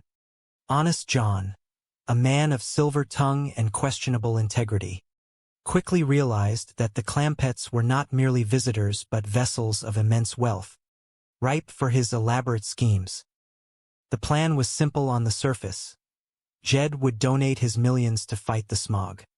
Beneath that, however, lay a web of deception. Honest John and his partner, disguised as an ancient Indian princess named Sitting Hawk, convinced Jed that he could assist the President of the United States by purchasing various landmarks, effectively clearing the path for progress. Jed, with his unwavering faith in the goodness of others, accepted these tales. He saw the potential to do good and jumped at the chance, never suspecting that the symbols of American history were being sold to him by a man playing a charade. The family moved through Washington with a sense of wonder. Ellie Mae, ever the lover of all creatures, began amassing a menagerie, naming her new companions after the great leaders of the nation. Granny, suspicious as ever of anything that defied the natural order, kept a watchful eye on their finances and the strange characters that surrounded them. Jethro, meanwhile, was convinced that his own intellect, which he believed was vast, was the key to solving the world's most pressing technological crises. He tinkered with inventions, dreaming of steam cars and electric engines that would banish the smog once and for all. As the days turned into weeks, the schemes grew bolder. Honest John sold Jed the White House, then the Capitol building, and even the Washington Monument. Each transaction was met with a check written for millions, a testament to Jed's genuine desire to contribute to the greater good. Every time Jed asked to meet the president to discuss his contributions, a new complication arose, be it a security clearance issue or a fabricated emergency, keeping the Clampetts just outside the inner circle of power. They were living in a world of illusion, yet their kindness remained their most powerful shield. The deception reached a breaking point when the Clampetts, filled with humility and gratitude, began to sing the praises of Honest John and his supposed wife, Sitting Hawk. They heralded them as saints, models of charity, and the finest citizens the country had ever known. The weight of this genuine, unadulterated admiration proved too much for the confidence men. They were accustomed to being feared, despised, or ignored, but they were entirely unprepared for the overwhelming, sincere love of the mountain folk. The guilt began to erode their resolve. When Jed insisted on returning the $10 million they had collected, deeming it too great a gift, the charade finally collapsed under the light of pure human goodness.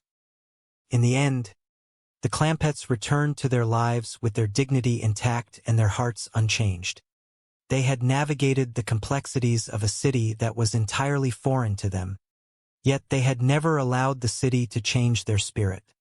They did not leave behind a legacy of landmarks bought and sold, but rather a reminder that in a world often distracted by wealth and ambition, there is a profound, quiet strength in being simple, honest, and kind. As the sun set over their temporary life in Washington, they prepared to head home, content in the knowledge that they had tried their best, and that, in the end, it was not the millions they gave that mattered, but the sincerity with which they lived. The mountain called, and the family, forever bonded by their shared journey, looked forward to the peace of the hills, where the only thing that bubbled out of the ground was the promise of a life well lived. The legacy of the Clampetts remains a testament to the idea that true wealth is measured not in bank accounts, but in the character of one's family and the integrity of one's heart. They showed that even when faced with the grand architecture of power and the intricate games of the corrupt, a person can walk through the fire and emerge as they were, steadfast, humble, and endlessly, beautifully human. They were the Beverly Hillbillies, and though they traveled to the very heart of the nation, they always remained at their core the same kind, generous souls who first discovered the bubbling crude back in the hills they called home. Their story, told through the laughter and the lessons of their adventures, serves as a gentle reminder to all who hear it. It is a story of faith in others, even when that faith is misplaced, and the enduring power of a simple smile to disarm even the most hardened heart. For Jed, for Granny, for Ellie Mae, and for Jethro, the journey was never really about the destination, but about the people they met and the lessons they learned along. Walker, Finoke, what did she say? I am afraid there is no polite way to interpret that. I take it she would tear me down. Very rudely. Powwow, wigwam, Tacoma, Halogany. She is asking $2 million. Tell her to go okie finokie. Granny. Well, honest, John, if that is her rock-bottom price, I reckon we will have to meet it. Tacoma, Halogany, Tuscaloosa, Tuscaloosa. It is a deal. Shall I, give the check to Princess Sutton Hawk? No, no, no. There is a special congressional committee to handle the acquisition. Make your check payable to, Committee Acquiring Senate Headquarters. That is a lot to write. Could not I just use the initials again? Good idea. The Washington short form. Committee Acquiring Senate Headquarters. Well, what do you know? Comes out CSH again. Honest, John, if Jed is buying the capital from Sutton Hawk, why cannot she get to keep the money? She will, but first Congress has to convert it to buffalo hide. Well, there you are, Slimiel. What was that? Oh, the Indian word for genius, yeah. Now can we get to see the president? Of course. First, however, Sutton Hawk has authorized me to offer for sale several other choice parcels of local real estate. Ixnay? Ixnay. That is the Washington Monument. Ixnay. Amscray. What is Amscray? That is the Lincoln Memorial. She will only sell them if you take them both. She does not want to break up a set. Well, I reckon it would not do no harm to look at them. Well spoken, my friend. Guatemala. Guatemala pronto. What did she say? She does not want to sell the airport. But if she closes it down, where will people land? Oh, we got to have an airport. Yes. Now look. You two stroll over and take a look at the capital. I will reason with her in her native language. See you at the hotel. Sure do hope you can get her to Poughkeepsie, to Guatemala. I will do my best. So long, Schettenhoff. Do not take any wooden buffalo hides. You will not. Look at Theodore Roosevelt go after that milk.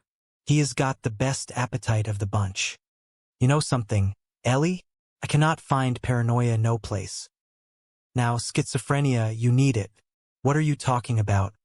Remember in the soccer ward when they said we was either paranoids or schizophrenics? Well, this here map of the world does not show neither one of them coming. Who cares? We are Americans. Come on, Theodore. Now you can curl up on a bed and take a nap with George Washington. I am paranoid, but no paranoia. Come. Excuse me, sir. If you are finished, I will take the dishes. Oh, sure. Help yourself. Tell me something. Do I look foreign to you? No. Why? Some folks think we are a family of paranoics or schizophrenics. What folks? The ones that had us at the psycho ward. They had you at the psycho ward? They picked us up just as we was moving into the White House. Oh, well, that is a shame. I, hope you enjoyed your lunch. Oh, yeah. The first two was real good. I could not finish the third. So, well, I may give part of it to Theodore Rosenberg. Sorry. Hey, will why all be quiet? You are going to wake up George Washington. George Washington is sleeping in there? Right over yonder. Abraham Lincoln and Jefferson Davis is in that room. Swell. Glad they finally made up. Oh, howdy, Mr. Waiter. Guess what, young UNS? I just bought the Capitol building lock, stock and center. And if the price is right, he is going to buy the X-ray and the M-scrape. That is the Washington Monument and the Lincoln Memorial. Oh, Mr. Waiter, this here is my granny and that is my pal. That figures. Uncle Jed, that Washington Monument is a real moneymaker. Why, they get 10 cents a head just to ride up in the elevator. I am not buying it to make money, Jethro. I am going to turn the whole thing over to the United States government. Can we go along, pal? You take the young UNS, Jed. I have got some sheets to wash. Come on. Honest Jones waiting to take it. Well, Mr. Clampett, how do you like it? Real fine, and that sure is a dandy elevator ride for 10 cents. Now that you are buying it, you can ride free. My doggies, the M-scrape is pretty as the X-ray. and it is all yours for the bargain price of $1 million. Hey, Uncle Jed, now that you bought the Supreme Court building, can I be a judge? How about that, Honest Jones? It is a sentence. I will talk to the president. But, Honest Jones, what would I do with a Pentagon? We will figure something. It is too good a bargain to pass up. Shifty, I have been worried out of my mind. Relax, boy. Chief La Salute has returned triumphant. Are you ready? You are looking at $10 million in pale-face swampum. 10 million? And you wanted to quit with 2. Look at this. Smart control. The White House, the Capitol, Washington Monument and Lincoln Memorial. The Zoo. Supreme Court Building. The Pentagon. Dulles Airport. Library of Congress. The Potomac River. You got $1 million for the Potomac River? Well, it was so polluted I let it go cheap. Why? Shifty, I got to hand it to ya. Good idea. That will be our champagne and caviar. Who ordered that? I did. I thought a little celebration is in order. Come. Excuse me. I am looking for some kittens. Mr. Honest Jones. Calumet, do not find one of your kittens. Honest Jones. Well, would you look at this? It is Honest John and Sutton Hawk. Yes, ma'am. Honest John, I sure never expected this. Well, you see, you have got to be the nicest man that ever lived. Well, you see, what have I? What? Who else but you would take in a poor old Indian woman who does not got no place to pitch her? Teepee? What? Is not I always said it? The man is a living saint. He is the salt of the earth. One of nature is nobleman. I do not know what to say. You do not need to worry, Honest John. You speak with deeds of kindness. I am going to. Of course, you are the greatest American I know. Please do not say that. It is not true. It sure is. That is a fact. If everybody was like you, there would not be no wars or riots. All God as children would love one another like they were meant to. Stop it, will you? We have not said half enough. Why, you must be the finest man that ever lived. Look, you want to know the kind of man I am? I am a confidence man. That is the truth. We got nothing but confidence in you. You do not know what you are saying. I do not, huh? When you are the only man that a 150-year-old Indian will trust. You are something special. All right, want to hear something? This woman is my wife. Did you hear that? This blessed man married this poor old hag to make her last days on earth happy. Listen to me. We work together. We are Confederate. Glory be, if all the people were like you, the South will rise again. Oh, God bless you, honeymooners. Granny, I think we had best get out of here before we all go to ball. Wait a minute. Here, take your 10 million back. Why? It is yours and hers. We do not want it. We do not need it. What is the matter? Was it something we said? It is everything you said. Here. Well, I am not taking it back. Well, I am not keeping it. Happy New Year. Well, if all that, let us go in the other teepee. Well, if that does not beat all. It is our own fault, Granny. We overpraised him. You just cannot do that to a modest man. Well, come on, everybody. Well, now it is time to say goodbye to Jed and all his kin. They would like to thank you folks for kindly dropping in. You are all invited back next week to this locality to have a heaping helping of their hospitality. Hillbilly, that is, set a spell. Take your shoes off. You all come back now. Here. This has been a Filmways presentation. In the high-reaching, sun-drenched hills of the Ozarks, of course. You gave it the pale-faced pronunciation.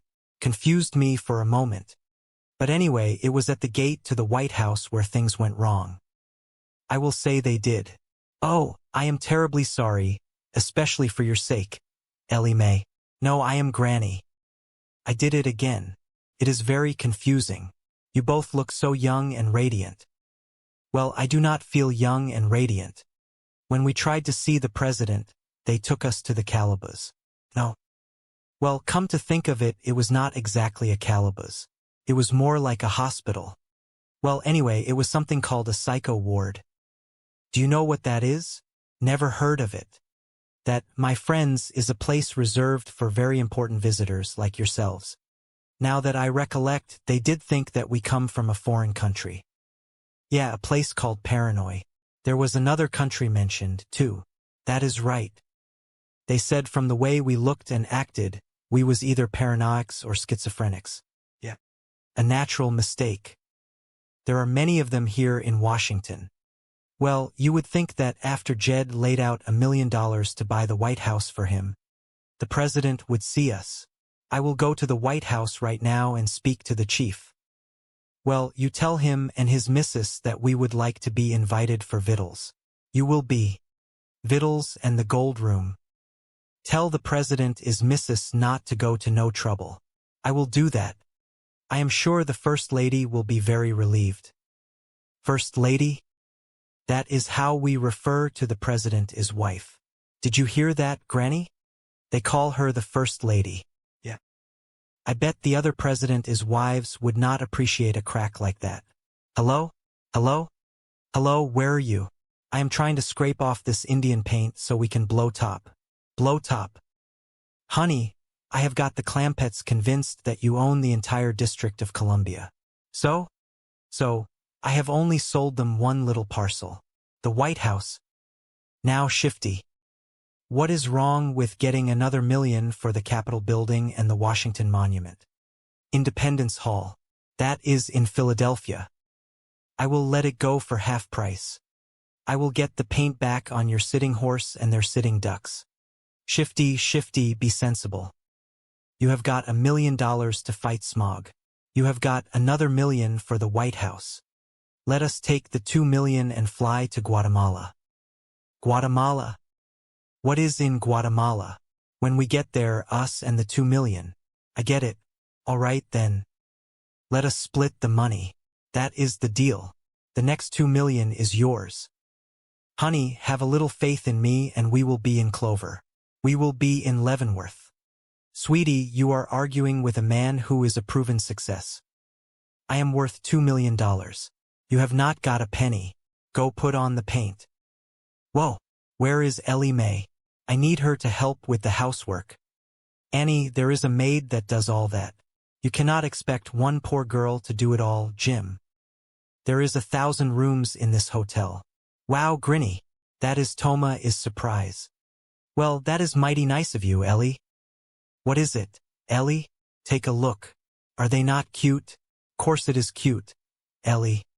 But if there is one thing we do not need right now, it is more critters. Your pa is right, Ellie. Take them back. But Grinny, I already named them. Does not matter. Take them back. They are all named after presidents. This one here is George Washington. This one here is Abraham Lincoln. And this one is Theodore Roosevelt. Take them back, Ellie.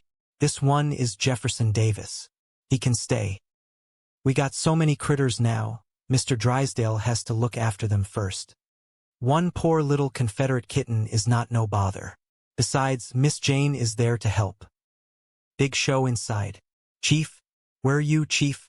I have got to talk to you. Did you buy a ticket? Well, of course not. Right over there. 25 cents. What is going on in there? Buy a ticket and find out. Chief, this is important. I have got to talk to you. Not without the ticket. That is good. There. Now make it snappy. School will be out pretty soon. I am expecting a couple hundred kids for the big show. What big show? Ellie is animals. If I am going to take care of them, I might as well make a buck. Children can see animals at the zoo for nothing. I have got an act they will not see at the zoo. Fearless leopard woman fights full-grown mountain lion with her bare hands.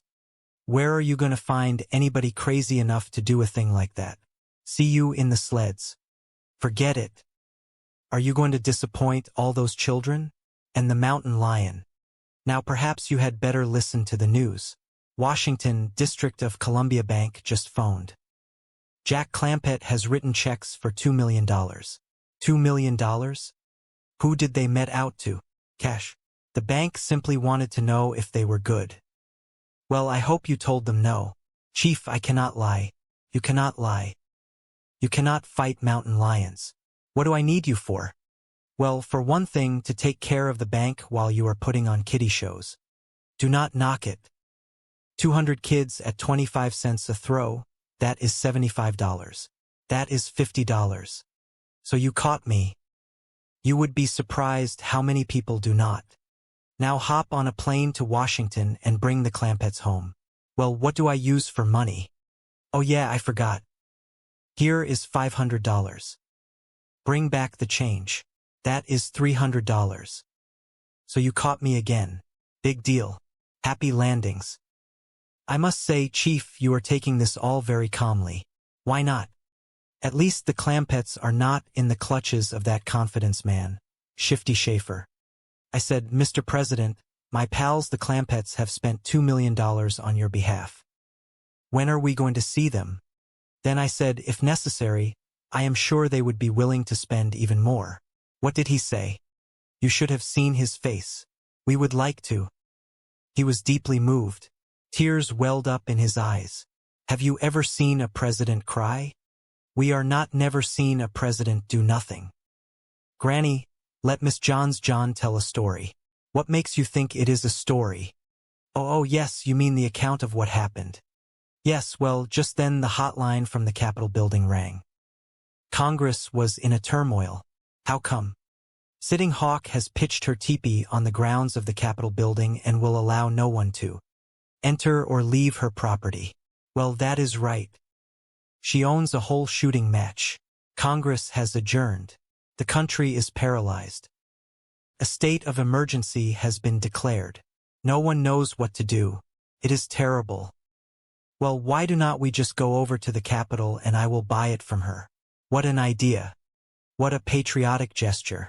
Once again you have saved your country. The president will be overjoyed. This time we would like to see the joy. My doggies, that is just about the prettiest building I ever did see. It is even bigger than the White House. I think I see Sitting Hawk, where Jack had her teepee pitched in the bushes yonder. Is not it terrible to think that our nation's capital can be barricaded by one stubborn Indian? Well, now, you have got to remember she does not trust Potawatomis. Who? Annotation. They speak with fork and tongue. Oh yeah. How much do you reckon that she is going to charge Jed for the Capitol? Who knows? I will do my best to bargain with her. Let us go. Hall. Howdy, Mom. Sequoia, Manitoba, Ponderosa. Yep. Tall farmer with a mustache. That is me. Minnehaha Zuni. I know Zuni means doctor, but what is that ha-ha business? Minnehaha means lovely lady. Lovely lady doctor. Is not that nice? Schlemio. What does that mean? Loosely translated, that means genius. Sure got you, Peg. Ask her what she will take for the Capitol. Potawatomis. Now, Gonset, make an offer. Do not start too high, Jed. Leave room to dicker. I will. You want me to loosen her up with a shot of fire water? No. Well, honest, John, I paid her 1 halogany for the White House. Ask her if she will take that for the Capitol. We can try. Chickasaw, Wichita, halogany. I cannot handle nothing as important as this. Mr. Clampett, when Andrew Jackson, Old Hickory, was asked to fight the Battle of New Orleans, do you know what he said? Forget it. I cannot handle nothing as important as this. Is that a fact? But he won and you will win. History has chosen you, and you cannot refuse. Do it, Jed. Then we are sure to get an invite to the White House. Well, I am not going to do it just for that. Then you will do it? Well, at least the president is mine. Least I can do is try. Spoken like a true patriot. I will take you to Princess Sitting Hawk and act as your interpreter. You talk Indian? I learned as a child. The tongue of the Columbia Indians was the second language in our home. How come? Well, many moons ago, my family befriended the tribe. When all other pale faces were against them, The Indians knew they could always find refuge in the home of a shaper. It was nice of your folks to take them in. Our name has become part of the Indian language, synonymous with hospitality. To this very day, to be taken in is to be shapered. Look, Jed, I think I see her. Is that her Ernest John? Yep. There she sits in front of her lonely teepee. The last of the noble Columbia Indians. The ancient and venerable princess Sitting Hawk. Does she sit there all the time? Day and night? Winter and summer? Rain or shine? She keeps silent vigil over home. You think they would let her stay in a White House? It is on her land. On the contrary. Why, they have cannons to keep her out. Well, if that does not beat all. Cannons to keep out a poor old 150-year-old Indian woman? You cannot hardly blame her for feeling spiteful. Is that why she wears all that war paint? Would you not if somebody pointed cannons at you? Now, you have sympathy and understanding for her cause. She is going to like you. I feel it. Can we go talk to her now? I will ask her. She has agreed to a powwow. Chattanooga. Choo-choo. Paleface Cayuga. What did you say? I told her you were very friendly. Good. Paleface Sequoia. She says you are tall. She likes that. Paleface Anderosa. She likes your mustache. Paleface Tippecanoe. Shoshone too. She says you are a combination of Lincoln and Roseland. That is right, Cayuga of her. Paleface Potawatomi. No, Potawatomi. What was that? She wanted to know if you are a politician. Tell her I am a farmer. Paleface Manitoba. Ah, Tallahassee. She is very pleased. Tell her I am a doctor.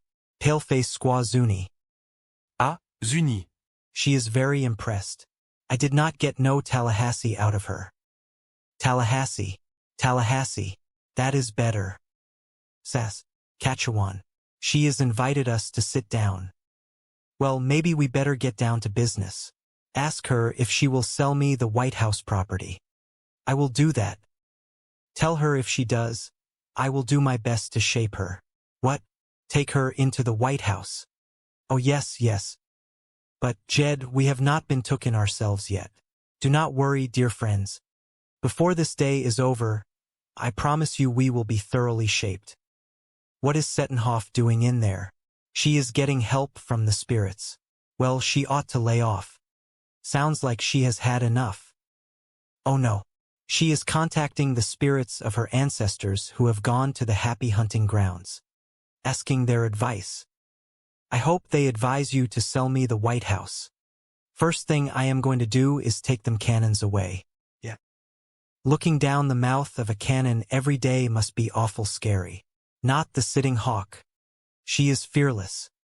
Even General Custer could not drive her from this spot. He tried, did he? Rode in here with his cavalry. Yelling, shooting, waving their sabers. But she never budged. Spunky little woman. A bravey so impressed General Custer that he called her courageous adversary. A name which has stuck to this day. I would have called him a few names. Sitting Hawk got her revenge. She told her cousin Sitting Bull. You know what happened to Custer? Oh yeah. Waukegan. What is that? It is the deed to the White House. Oh good. Sitting Hawk. Poughkeepsie. Paleface Wigwam. Sequoia, Manitoba. She has decided to sell the White House to the tall farmer. Oh, I am right, Tallahassee. Ask her how much she wants for it. Yucca lumpum. Uno allege. He and the spirits have arrived at the price of 1 million. Tell her it is a deal. Caracas. Venezuela. Write the check. Oh, shall I make it out to Sitting Hawk? Yes, but include the name bestowed on her by General Custer. That is courageous adversary Sitting Hawk. I do not hardly have room for that. Just use the initials. That is the custom here in Washington. Courageous adversary Sitting Hawk. Well, what do you know? Comes out just like the other check. Cash. Oh, what a coincidence. Is not Sitting Hawk going to get the money? Of course, but first I have to change it into beads for her. Here is the one key you get. Howdy. We are the Clampetts. This here is Granny, Ellie Mae, Jethro, and I am Jay. Howdy. Howdy. Can I help you folks? Oh no, thanks. We are all able-bodied. The president is going to shave for us. I beg your pardon. Can you keep a secret? I think so. I percept the White House from Sitting Hawk. The whole fool of them. How is he going to give the president his marquee gift? And he will be right tally-hussy to get it. Well, we best ask Atcham for a supper table. Hey, can we see the president now? Just a second. I will, see if he is busy. Captain Frank at these gate. I got 4 ding-a-lings here. 'Kay, but hurry. What did he say? He is sending a car for you. Oh shucks, we will walk. It is not but a couple 100 feet. No, no, no, no. You just stay right here. The president would not have it any other way. Well, that is real Cayuga. Oh, he is very Cayuga. Do you notice anything familiar looking about Jed? Should I? He is Tippy Canoe, and so show me too. Now that you mention it, he certainly is. It is being Sequoia and having a Ponderosa that does it. But he is not no pot to what to me. A car is here. Look at that big, fancy limousine. Yeah, we was not aiming to put on airs, but looks like the president will not have it any other way. He is going to get Chafford in style. Yeah, Chattanooga, choo-choo. He talks it real good. Does he not? Come on, everybody. Black hat, black boots, black belt. Bad news for the bad guys. Walker, Texas Ranger. Weeknights at 6 on the Hallmark Channel. Let there be light. In ancient struggles, we must have our strength to destroy the world. Became eternal stories. What could a man know of a God so mighty as to make all this? Egypt will starve. In the Beginning premieres tonight at 7 on the Hallmark Channel. Come and listen to my story about a man named Jed. A poor mountaineer, barely kept his family fed. And then one day he was shooting at some food. And up through the ground, come a bubbling crude. Oil that is, black gold. Texas tea. Well, the first thing you know, oh, Jed is a millionaire. The kinfolk said, Jed, move away from there. Said, California is the place you ought to be. So they loaded up the truck in the north of Beverly Hills, that is.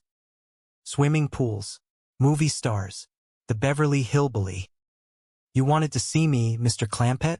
Yes, sir, Mr. Honest John. We had us a kind of a bad experience.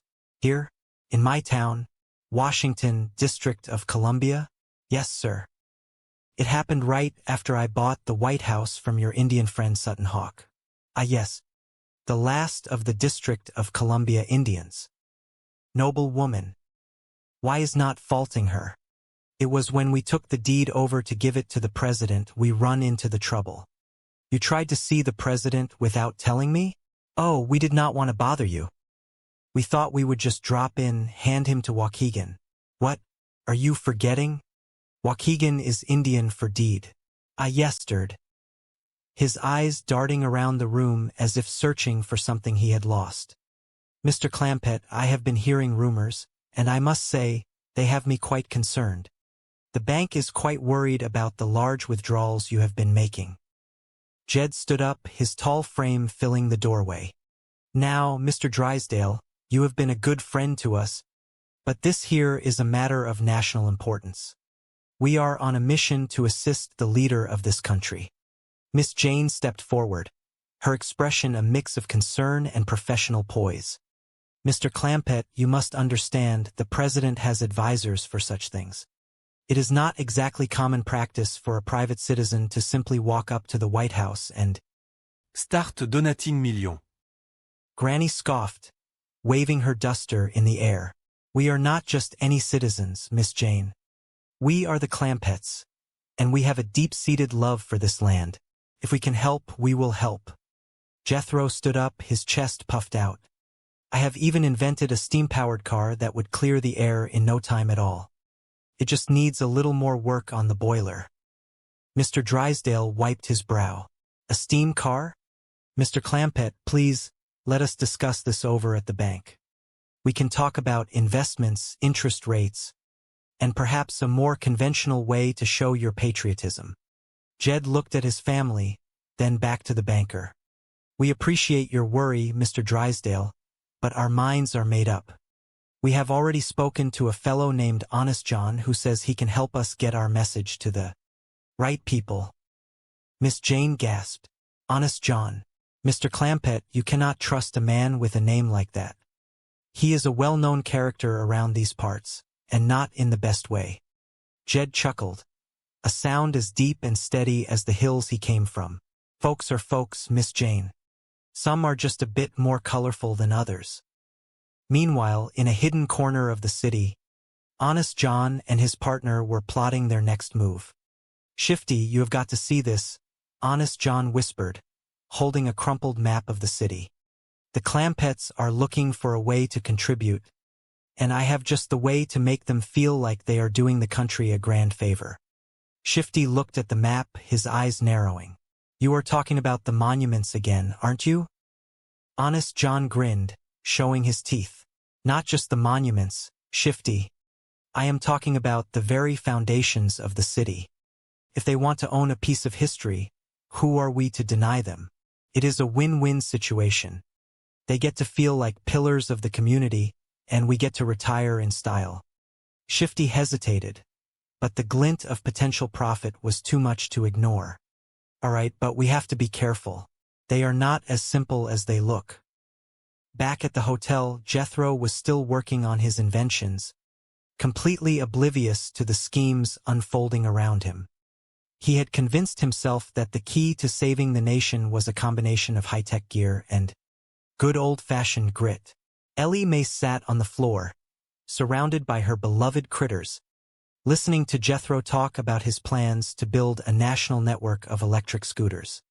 Sounds grand, Jethro, but do you think the squirrels will like it? Jethro paused, considering this seriously. I will design them with special baskets, Ellie Mae. The squirrels will be the most mobile creatures in the entire state of Washington. Granny watched them, a small, knowing smile on her face. They are good children, Jed. No matter where we go, they keep their hearts in the right place. Jed leaned against the wall, watching the scene with pride. That they do, Granny. That they do. As the days passed, the Clampetts found themselves deeper and deeper in the intricate web woven by Honest John.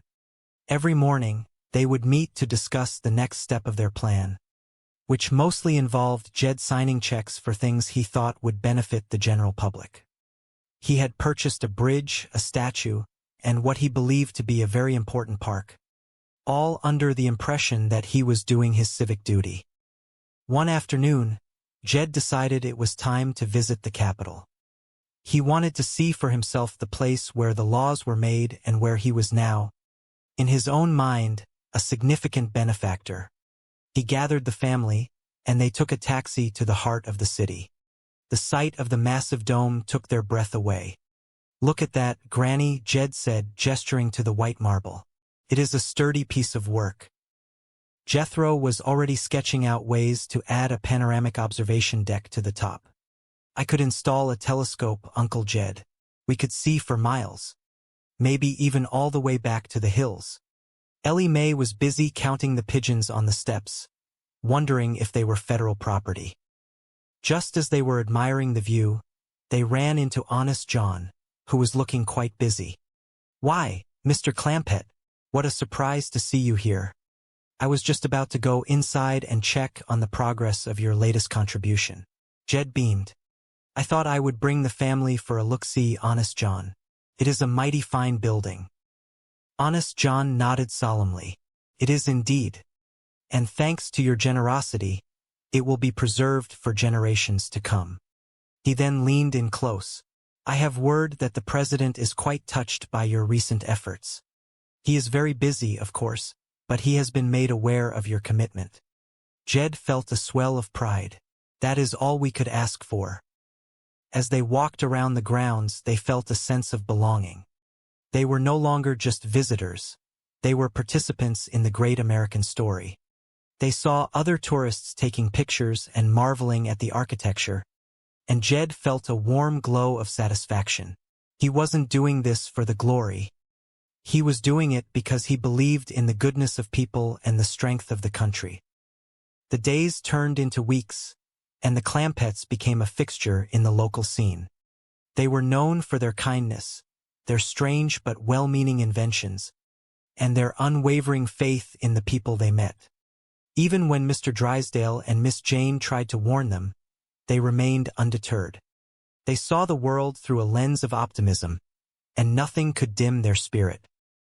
One evening, while sitting in their hotel suite, Jed looked at the sunset reflecting off the distant monuments. "You know, Granny, I think we have done the right thing. We have used what we have to help those who needed it, and we have shared our good fortune with the country that has given us so much." Granny looked up from her needlework, her eyes reflecting the golden light. "You have a good heart, Jed, and that is what matters most."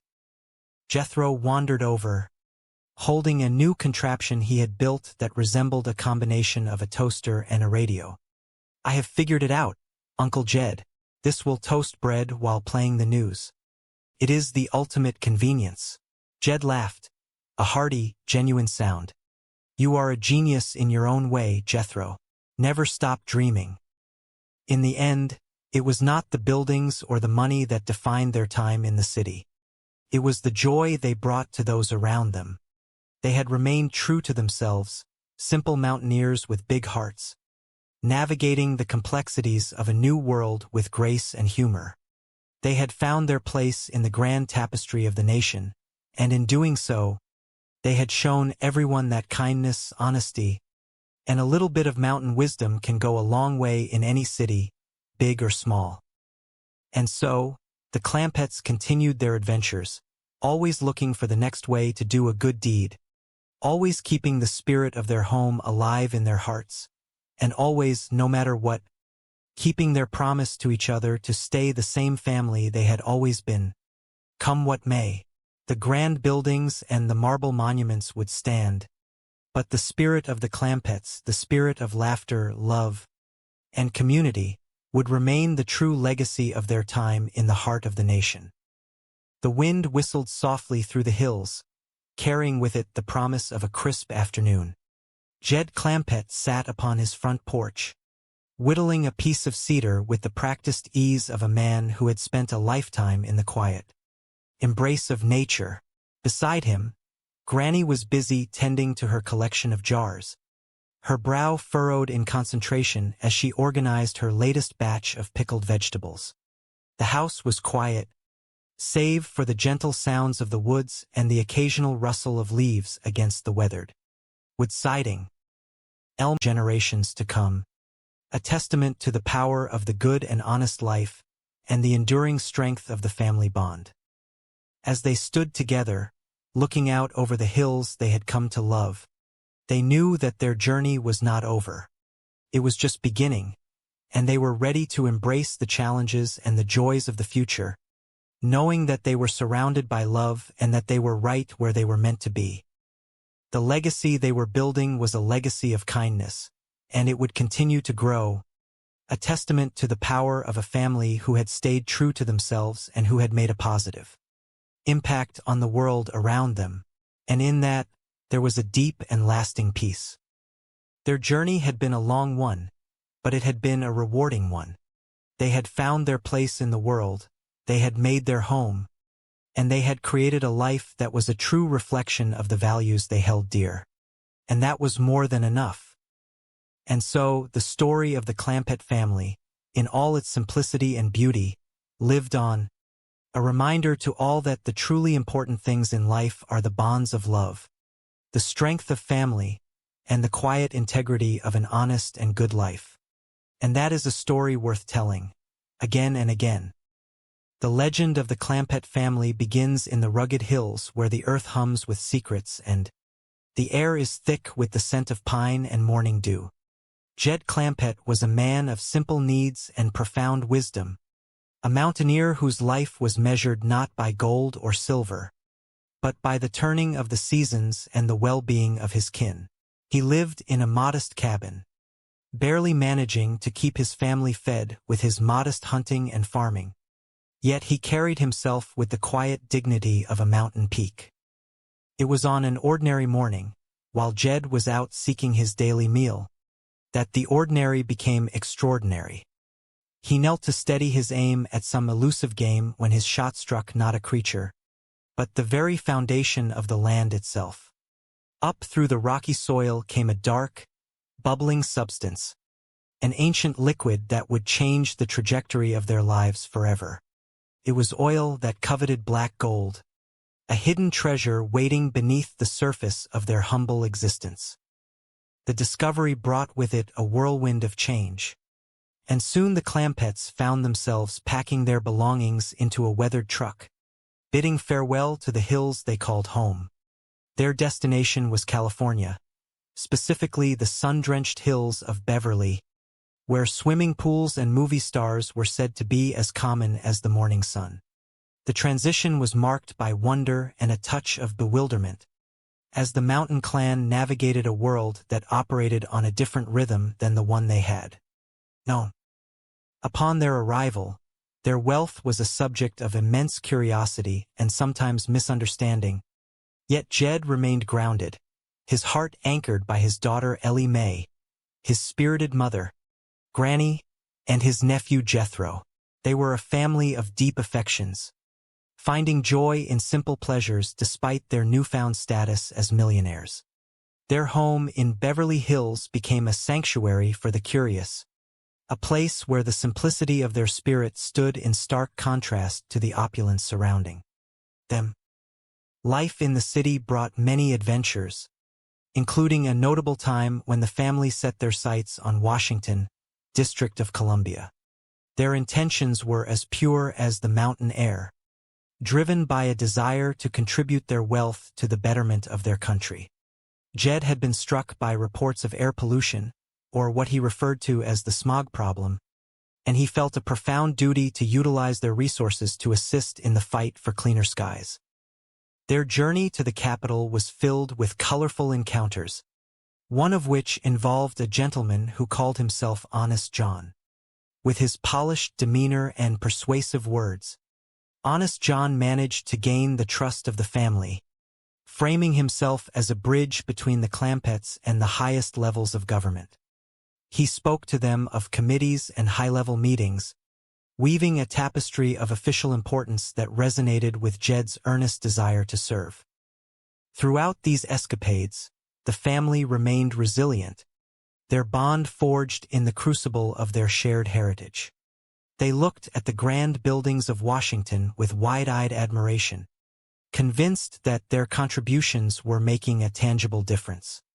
Jethro, ever the inventor, spent his time dreaming up contraptions to solve modern problems, his enthusiasm undeterred by the complexities of the world around him. Meanwhile, Granny maintained her sharp wit and protective nature, never losing sight of the essential values that held their family together. As they navigated the labyrinth of city life, they encountered various characters who were often bewildered by the Clampetts' unwavering honesty and generosity. There were times when their trust was tested, yet they approached each situation with a refreshing transparency that often left others speechless. Their experiences were not defined by the material wealth they possessed, but by the memories they created and the laughter that filled their days. The family's adventures were a testament to the idea that no matter how far one travels or how much one changes their surroundings, the core of who they are remains unchanged. They brought the spirit of the mountains to the city, a reminder that kindness and integrity are universal languages. Even as they dealt with the complexities of banking, governmental red tape, and the occasional charlatan, they held fast to their identity, finding grace in the face of uncertainty. Their story was not one of great tragedies or dramatic conflicts, but of the gentle unfolding of lives lived with intention and care. Each day was a chapter in their shared history, marked by small victories and the enduring warmth of family love. The city of Beverly Hills and the capital of Washington, District of Columbia, were but backdrops to the larger story of the Clampetts, a story of a man named Jed, his family, and their journey through a world that was vast, complicated, and yet filled with the simple, beautiful echoes of the home they left behind. And so, the days passed, and the Clampetts continued to navigate their unique path, finding that while the world outside their cabin doors might be filled with swimming pools and movie stars, the true treasures were found in the laughter of their kin, the goodness of their hearts, and the unwavering belief that no matter the distance, they would always remain, at heart, the humble folk of the mountains, forever connected to the land and to each other. Their journey was a beautiful testament to the enduring power of family, a beacon of hope and humor that illuminated the world around them, ensuring that their legacy would be one of joy, integrity, and the timeless, simple truth of their mountain roots. The story begins in the bustling, albeit unusual, household of the Clampett family, who had traveled from their humble mountain origins to the grand scale of Washington. Jed Clampett, a man of simple pleasures and honest intentions, sat on the plush sofa of their luxurious hotel suite, cleaning his rifle, while his mother, Granny, bustled about with a collection of antique pots. Jethro, ever the enthusiastic inventor, was huddled in the corner, trying to coax a spark from a tangle of wires that he insisted would revolutionize the world. Jed looked up, his weathered face creased with a thoughtful expression. He addressed the room, his voice steady and calm. "We have been in this town of Washington for some time now, and I reckon it is high time we make ourselves useful to the president." Granny paused her scrubbing and looked at him, her eyes sharp. "Jed, that president has a lot on his mind.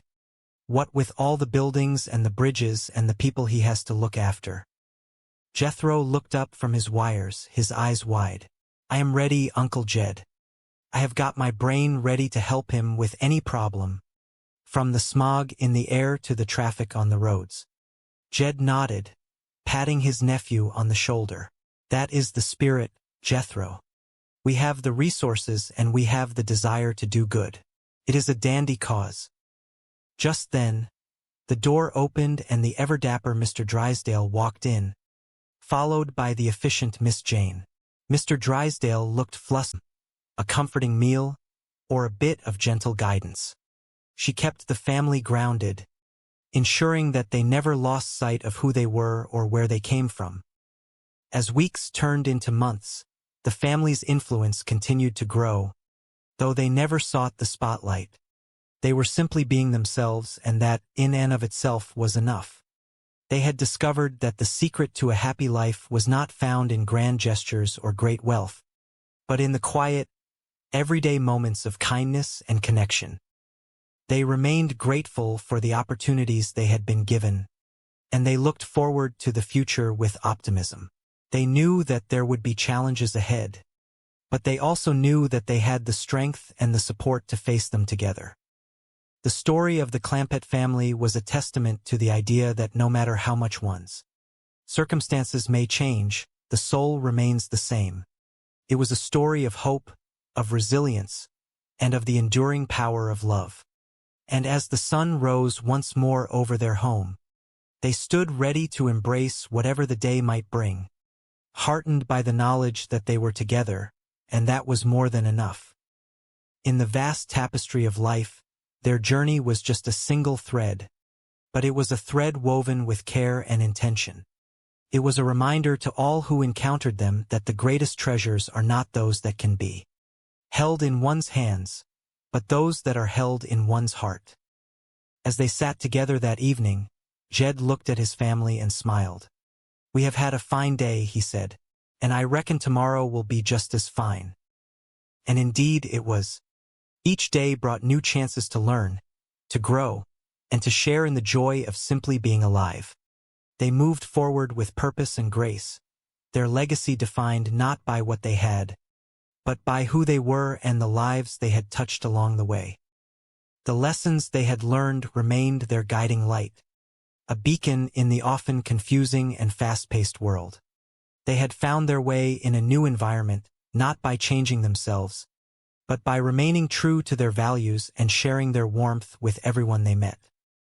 It was a life well lived, a journey well traveled, and a testament to the power of a kind heart and an honest spirit.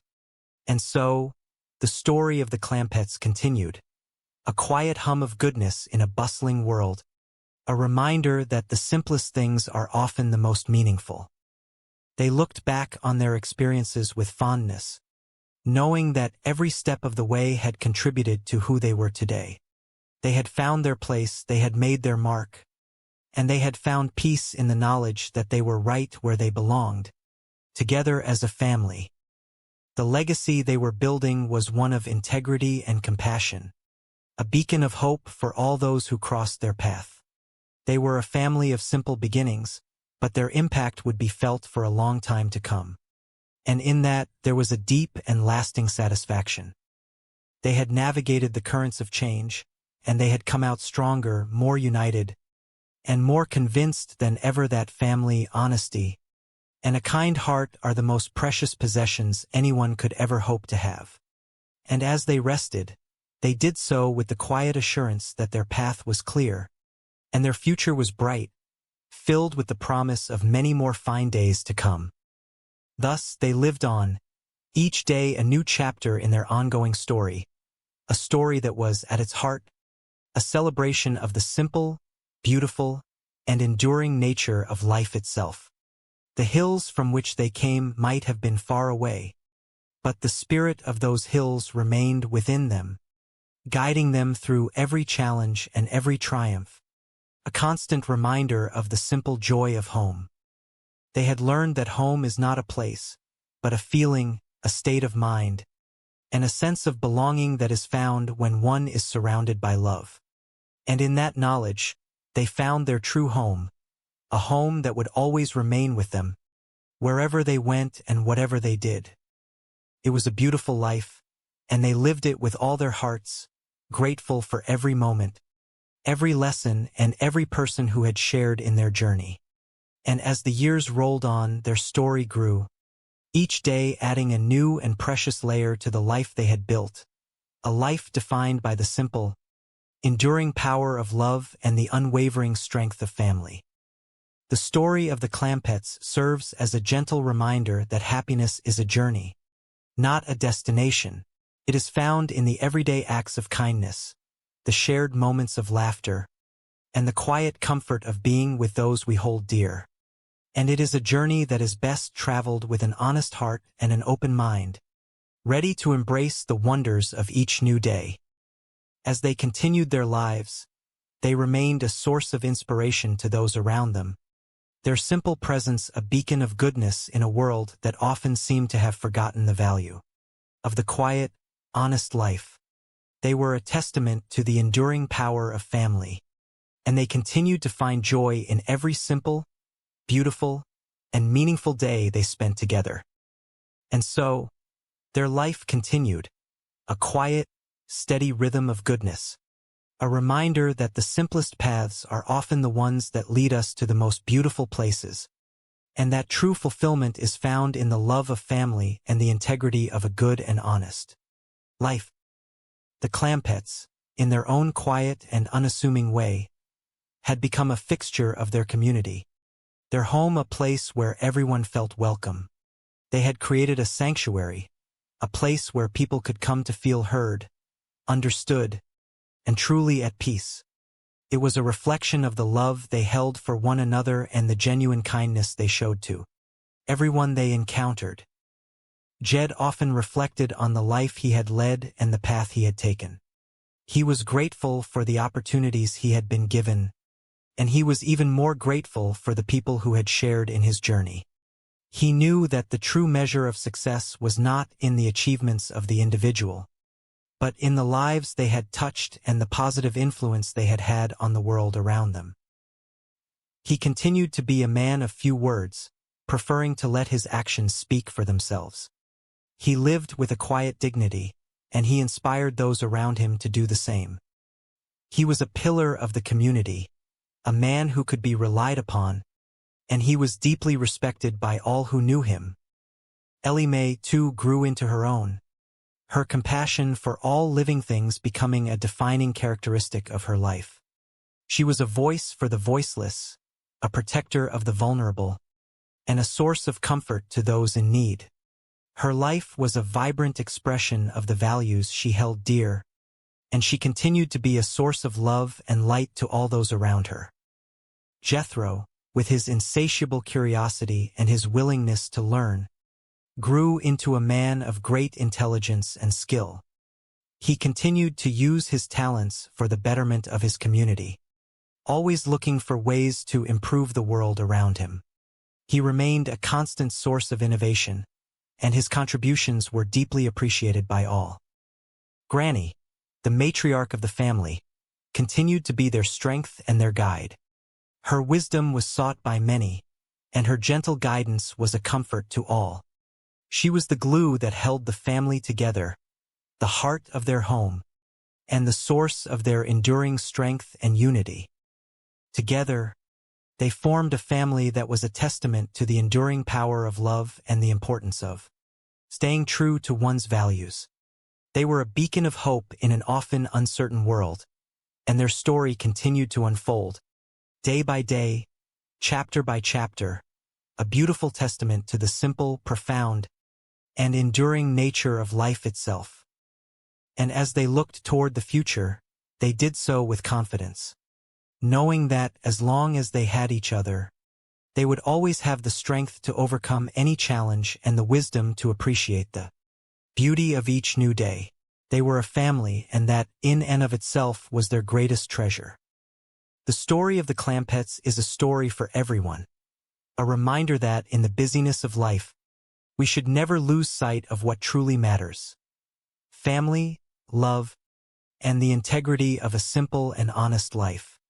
It is a story of hope, of resilience, and of the enduring beauty of the human spirit. And it is a story that will continue to be told, for they had touched the lives of those they met, leaving behind a story that would be whispered in the corridors of power for years to come. And as they prepared to return to the hills they called home, they did so with the satisfaction of knowing that they had done their best, and that sometimes the simplest solutions were the most effective ones of all. The quiet of the mountains beckoned, and they were ready to return to the peace of their porch, where the only thing that mattered was the company of family and the simple joys of a life well lived. The gentle morning sun cast long shadows across the rolling hills that surrounded the home of the Clampett family. Jed Clampett, a man of simple habits and a heart as vast as the wilderness he once called home, stood on the porch with a look of quiet contemplation. By his side, his daughter Ellie Mae was busy tending to a small, diverse collection of animals, each one seemingly aware of the peaceful atmosphere that defined their daily life. Granny, ever the industrious soul, was meticulously cleaning the main room of their spacious house. Her hands, weathered by years of labor and wisdom, moved with a speed and precision that defied her age. She hummed a soft, melodic tune, a sound that harmonized perfectly with the chirping of the birds outside. It was a day like any other in their new surroundings, yet there was a hum of anticipation in the air. Jethro, Jed's nephew, was occupied with his own curious project. He was hunched over, working with a series of small, intricate components, trying his best to assemble a contraption he was certain would change the world. His brow was furrowed in deep concentration, his tongue poking out the corner of his mouth as he carefully aligned a delicate gear. "Uncle Jed, do you think this machine will really help the folks in the city?" Jethro asked, his voice full of youthful optimism. Jed leaned against the porch railing, a thoughtful smile playing on his lips. "Well now, Jethro, as long as you put your heart into it and mean to do good, that is the most important thing. Whether it works or not, the effort you put into helping others is what counts the most." Granny paused in her cleaning and glanced over at the two men. "That boy is always dreaming up something. I just hope he remembers to finish his chores before he gets too lost in those gears." Ellie Mae looked up from a small raccoon that was nuzzling her hand. "He is just trying to be helpful, Granny. And goodness knows, this world can always use a little more kindness and a few more helpful hands." It was during this quiet moment that a sleek, black automobile pulled up to the driveway. A man stepped out, his suit impeccably pressed, his demeanor suggesting a man who was very accustomed to the business of the world. It was Mr. Drysdale, their banker and frequent visitor. He hurried toward the porch, looking slightly flustered, as if he had important news that could not wait. "Jed Clampett, I am glad I caught you," Mr. Drysdale said, wiping his brow. "There is a matter of great importance that requires your immediate attention. It concerns that large sum of money we discussed earlier." Jed nodded slowly, his expression remaining calm. "Mr. Drysdale, you have always been a friend to us, and I reckon we can talk about whatever is weighing on your mind." The conversation turned to the plans they had discussed previously.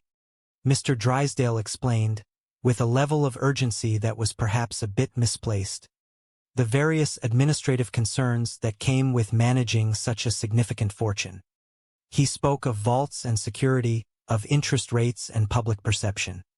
Through it all, Jed listened with the patience of a saint. He understood that, for Mr. Drysdale, these things were of paramount importance. But for Jed, money was merely a tool, a means to ensure the well-being of his family and perhaps, in some small way, to contribute to the happiness of those around him. The notion of smog and environmental issues had been a topic of interest, and Jed had often mused on how one might address such concerns with the resources he had been blessed with. As the day progressed, the family found themselves wrapped in the simple joys of life. They shared a meal prepared by Granny, the scent of fresh herbs and home-cooked food filling the air. They talked of their time in the hills, of the people they had met, and of the lessons they had learned along the way. There was a profound sense of gratitude in their hearts, a realization that despite their newfound wealth, they remained, at their core, the same simple, honest people they had always been. Later that afternoon, they gathered in the yard. Jethro had finally managed to get his machine to hum a soft, steady rhythm. Though it did not quite do what he had initially intended, the simple fact that it functioned brought a smile to everyone's face. It was a moment of pure, unadulterated joy, a reminder that happiness is often found in the smallest of achievements. Granny sat in her rocking chair, watching the sun begin its slow descent. "You know, Jed," she said, her voice soft and reflective, "we have been through a lot and we have seen a lot of changes. But looking at this family, I feel like we have kept our feet firmly on the ground." Jed looked at his daughter, his nephew, and then back to Granny. "You are right, Granny. No matter where we go or what we have, the most important things in life are the people we love and the values we hold dear. We try to be fair, we try to be kind, and we try to leave things a little better than we found them." The evening air grew cooler, and the stars began to twinkle in the vast sky above.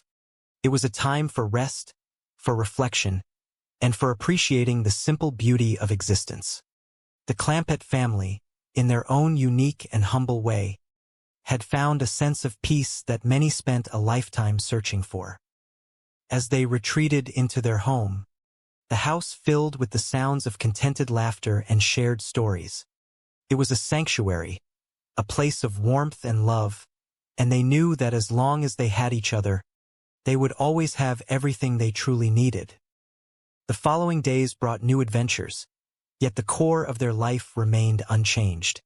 They navigated the complexities of their situation with grace, always staying true to their roots. Whether they were interacting with their neighbors, attending to their business, or simply enjoying a quiet moment on the porch, they did so with an authenticity that was rare and refreshing. One afternoon, Jed found himself in the local park. He enjoyed watching the children play and the elderly folks sitting on the benches, sharing tales of their youth. He often engaged in conversation, listening more than he spoke. He found that people, regardless of their background, had so much to offer, so many stories to tell, and so many perspectives to share. He took a particular interest in the work of those dedicated to making their community better. He saw volunteers planting trees, librarians organizing reading programs, and teachers guiding young minds with patience and care. He realized that the true power of a community lay not in its wealth, but in the collective efforts of its people to care for one another. Jed often reflected on the advice he had received from his own kin back in the hills. They had taught him the value of honesty, the importance of hard work, and the necessity of keeping one's word. These lessons had served him well, and he found that they were universal, applicable in the bustling city just as much as they were in the quiet valleys of his youth. Ellie Mae, meanwhile, had found her own way to contribute. She had become an advocate for the local animal shelter, spending her time caring for the animals and helping them find loving homes. Her compassion knew no bounds, and she was always the first to offer help to any creature in need. Her kindness was infectious, and she inspired many others to join her in her efforts. Jethro continued his inventive pursuits, though his focus began to shift toward projects that had a more practical application. He studied books on engineering and design, always eager to learn more. His enthusiasm was undiminished, and he found great satisfaction in applying his newfound knowledge to solve problems that others found challenging. Granny, in her own way, became the heart of the home. She was always there with a word of wisdom, defined by the love we share and the values we hold dear, a life that is, above all, a life that is truly and uniquely our own, a life that is a testament to the enduring power of the human spirit and the timeless, heartwarming beauty of the Beverly Hillbillies. The mist clung to the rolling hills of the Ozarks, a soft gray blanket that seemed to muffle the sounds of the world beyond. Jed Clampett sat on his porch. The worn wood smooth beneath his hands as he carved a small piece of cedar. Beside him, Granny was busy scrubbing a heavy iron skillet, the rhythmic sound of brush against metal echoing in the quiet morning air. Jethro, a strapping young man with a heart as big as the surrounding mountains, was attempting to balance a broom on his chin, his eyes focused intently on the task. Ellie Mae sat nearby, gently grooming a small possum that had taken up residence in her apron pocket, her expression one of pure, unadulterated peace. It was a simple life, a good life, and for the Clampetts it was the only life they had ever known. Jed looked up from his whittling, his eyes reflecting the vast, open sky above. He had always been a man of few words, but when he spoke, his kin listened. He remarked that it was a fine morning for a bit of tidying up, and Granny, ever the industrious one, agreed with a vigorous nod. She told Jed that since he was already sitting there, he might as well help her with the house cleaning. Jethro, hearing this, scurried around inside the cabin, his movements eager and full of youthful energy. He asked how it was going, and Jed, with a twinkle in his eye, observed that the boy was as handy a little critter as he had ever seen. Jethro was using a raccoon fur for dusting, a tool he insisted was far superior to any feather for picking up lint. As the sun began to climb higher, they decided to take their dusters outside to give them a good shake. The fresh mountain air felt invigorating, and even the dust seemed to dance in the golden light. Jed suggested that, after they finished outside, Jethro should take his duster upstairs and tend to the dresser drawers in the closet. Jethro readily agreed, his enthusiasm undimmed. It was during this time that Jethro posed a question that had been weighing on his mind. He asked why old Honest John had never returned to pick up his $700,000. Jed, ever the patient mentor, explained that some folks were just built that way, and that the money was as good as gone if it wasn't claimed.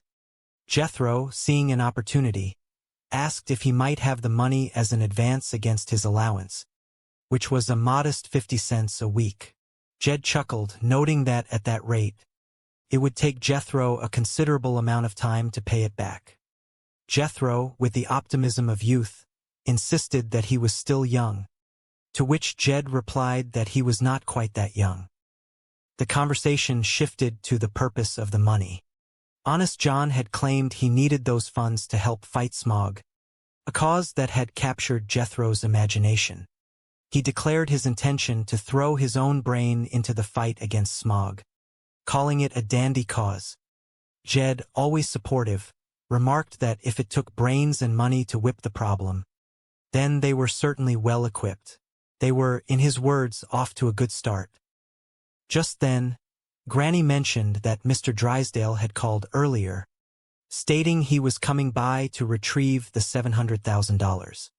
Granny explained that the bank had an order requiring that amount to be kept in the vault, and that the constant worry over the cash was giving Mr. Drysdale a case of the hives.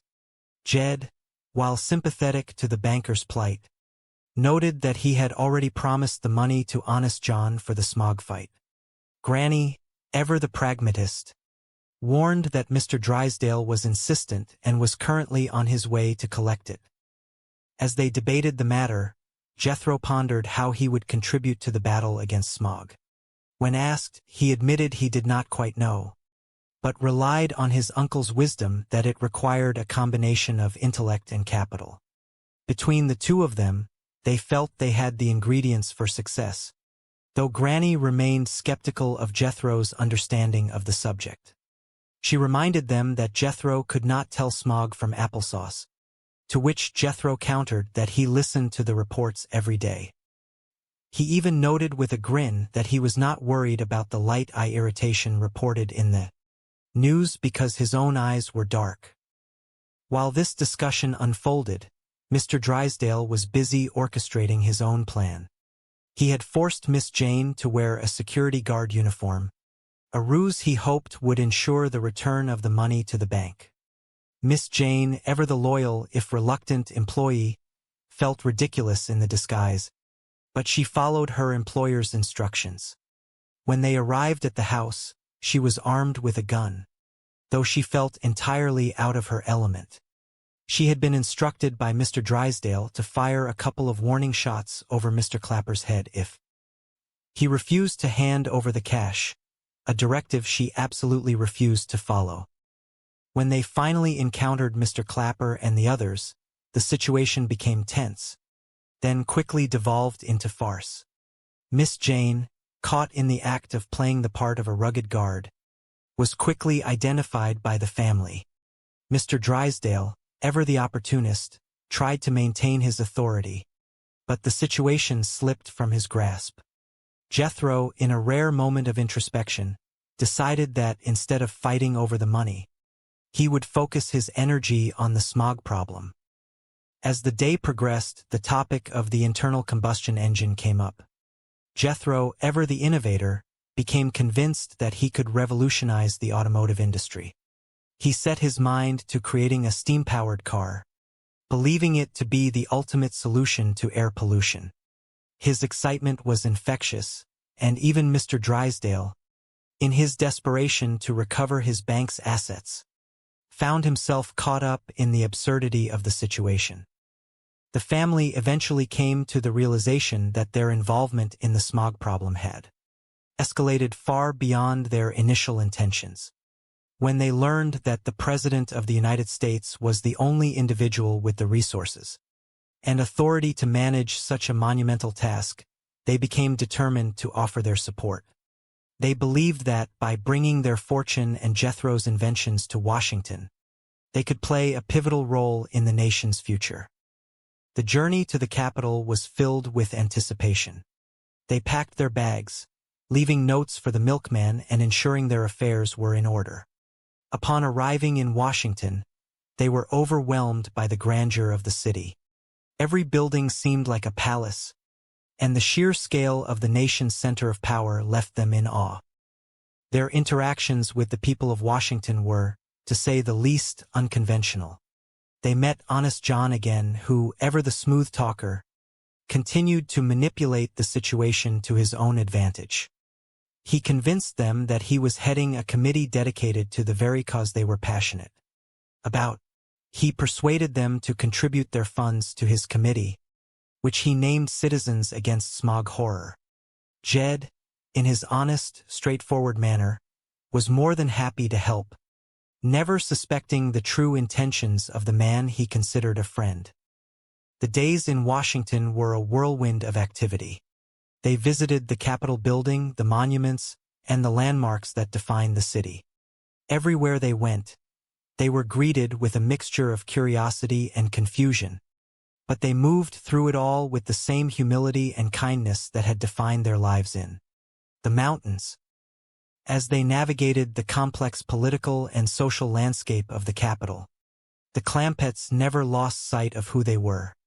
They remained the simple, honest, and hardworking family they had always been, grounded in their values and their love for one another.